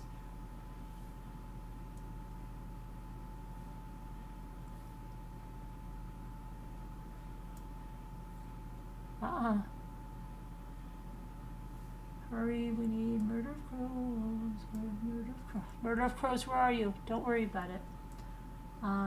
It's no problem.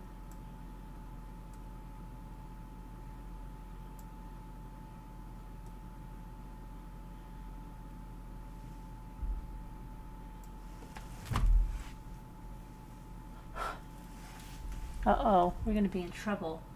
We're going to be in really big trouble.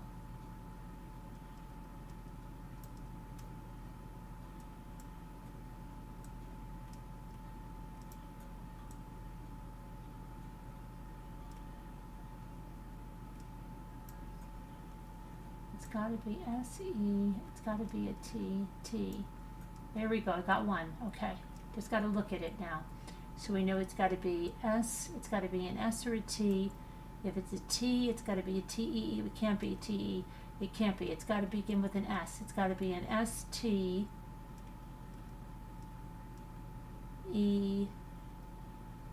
S, no, S-T-E-E. So let's try that. S-E-T-T-S. There we go. That's the net. We know that by process of elimination. Now we just have to get this one, which is going to begin with an S. It's got to be an S-T. S-T-E-S. S-T-E-D. S-T-E-T. There we go. See? There we go. I just process, so you guys got it over there? Process of elimination. There, we just go ahead. All right, we did that. We'll play one regular game. Finish, see if we can.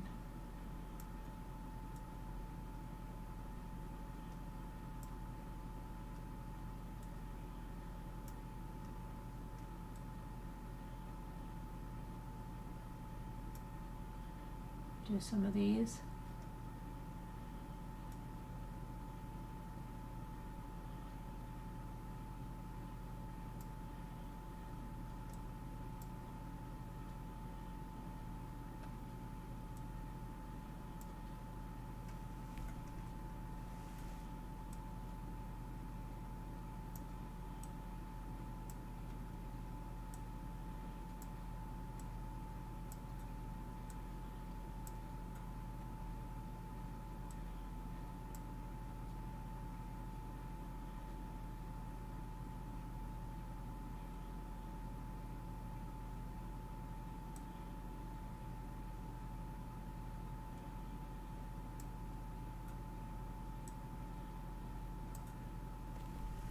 Okay.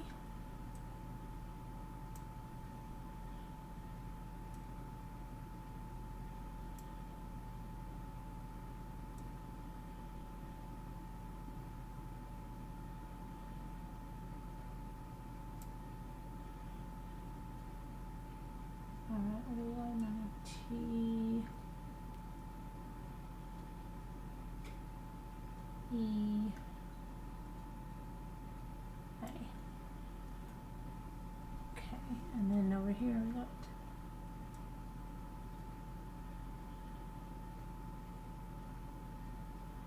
can't be, so it's got to be a anti. Okay. And right, it's gonna be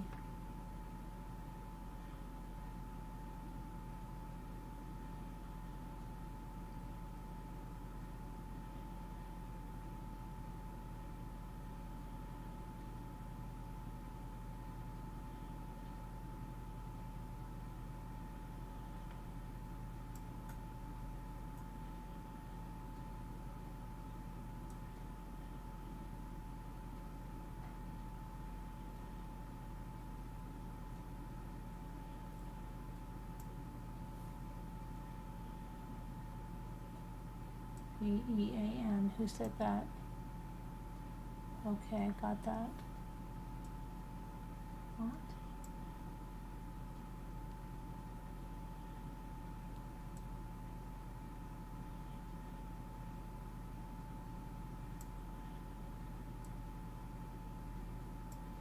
And that.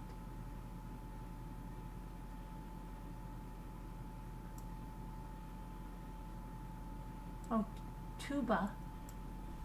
Oh, that's an extra word, huh?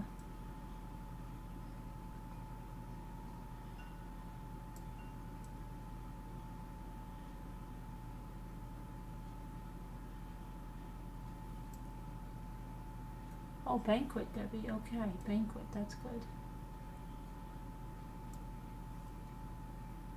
All right. Tube. Oh, tube. Yeah. Did we get tube? No. That's good, Christine.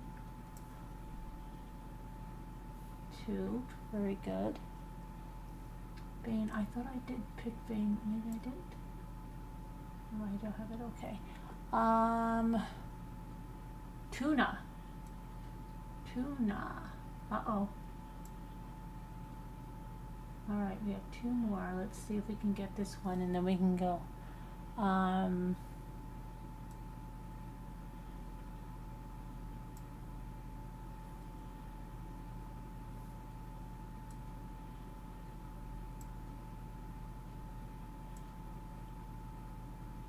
That.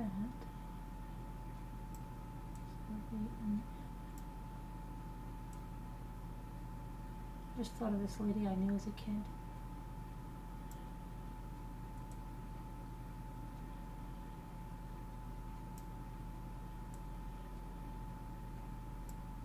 Just had like a total. Just remember this whole thing that I forgot for years. Okay.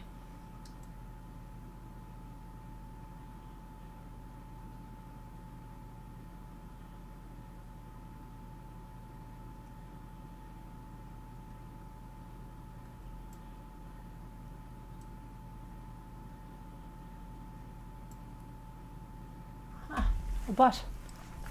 Don't be a butt. No, okay. Well, don't be one anyway.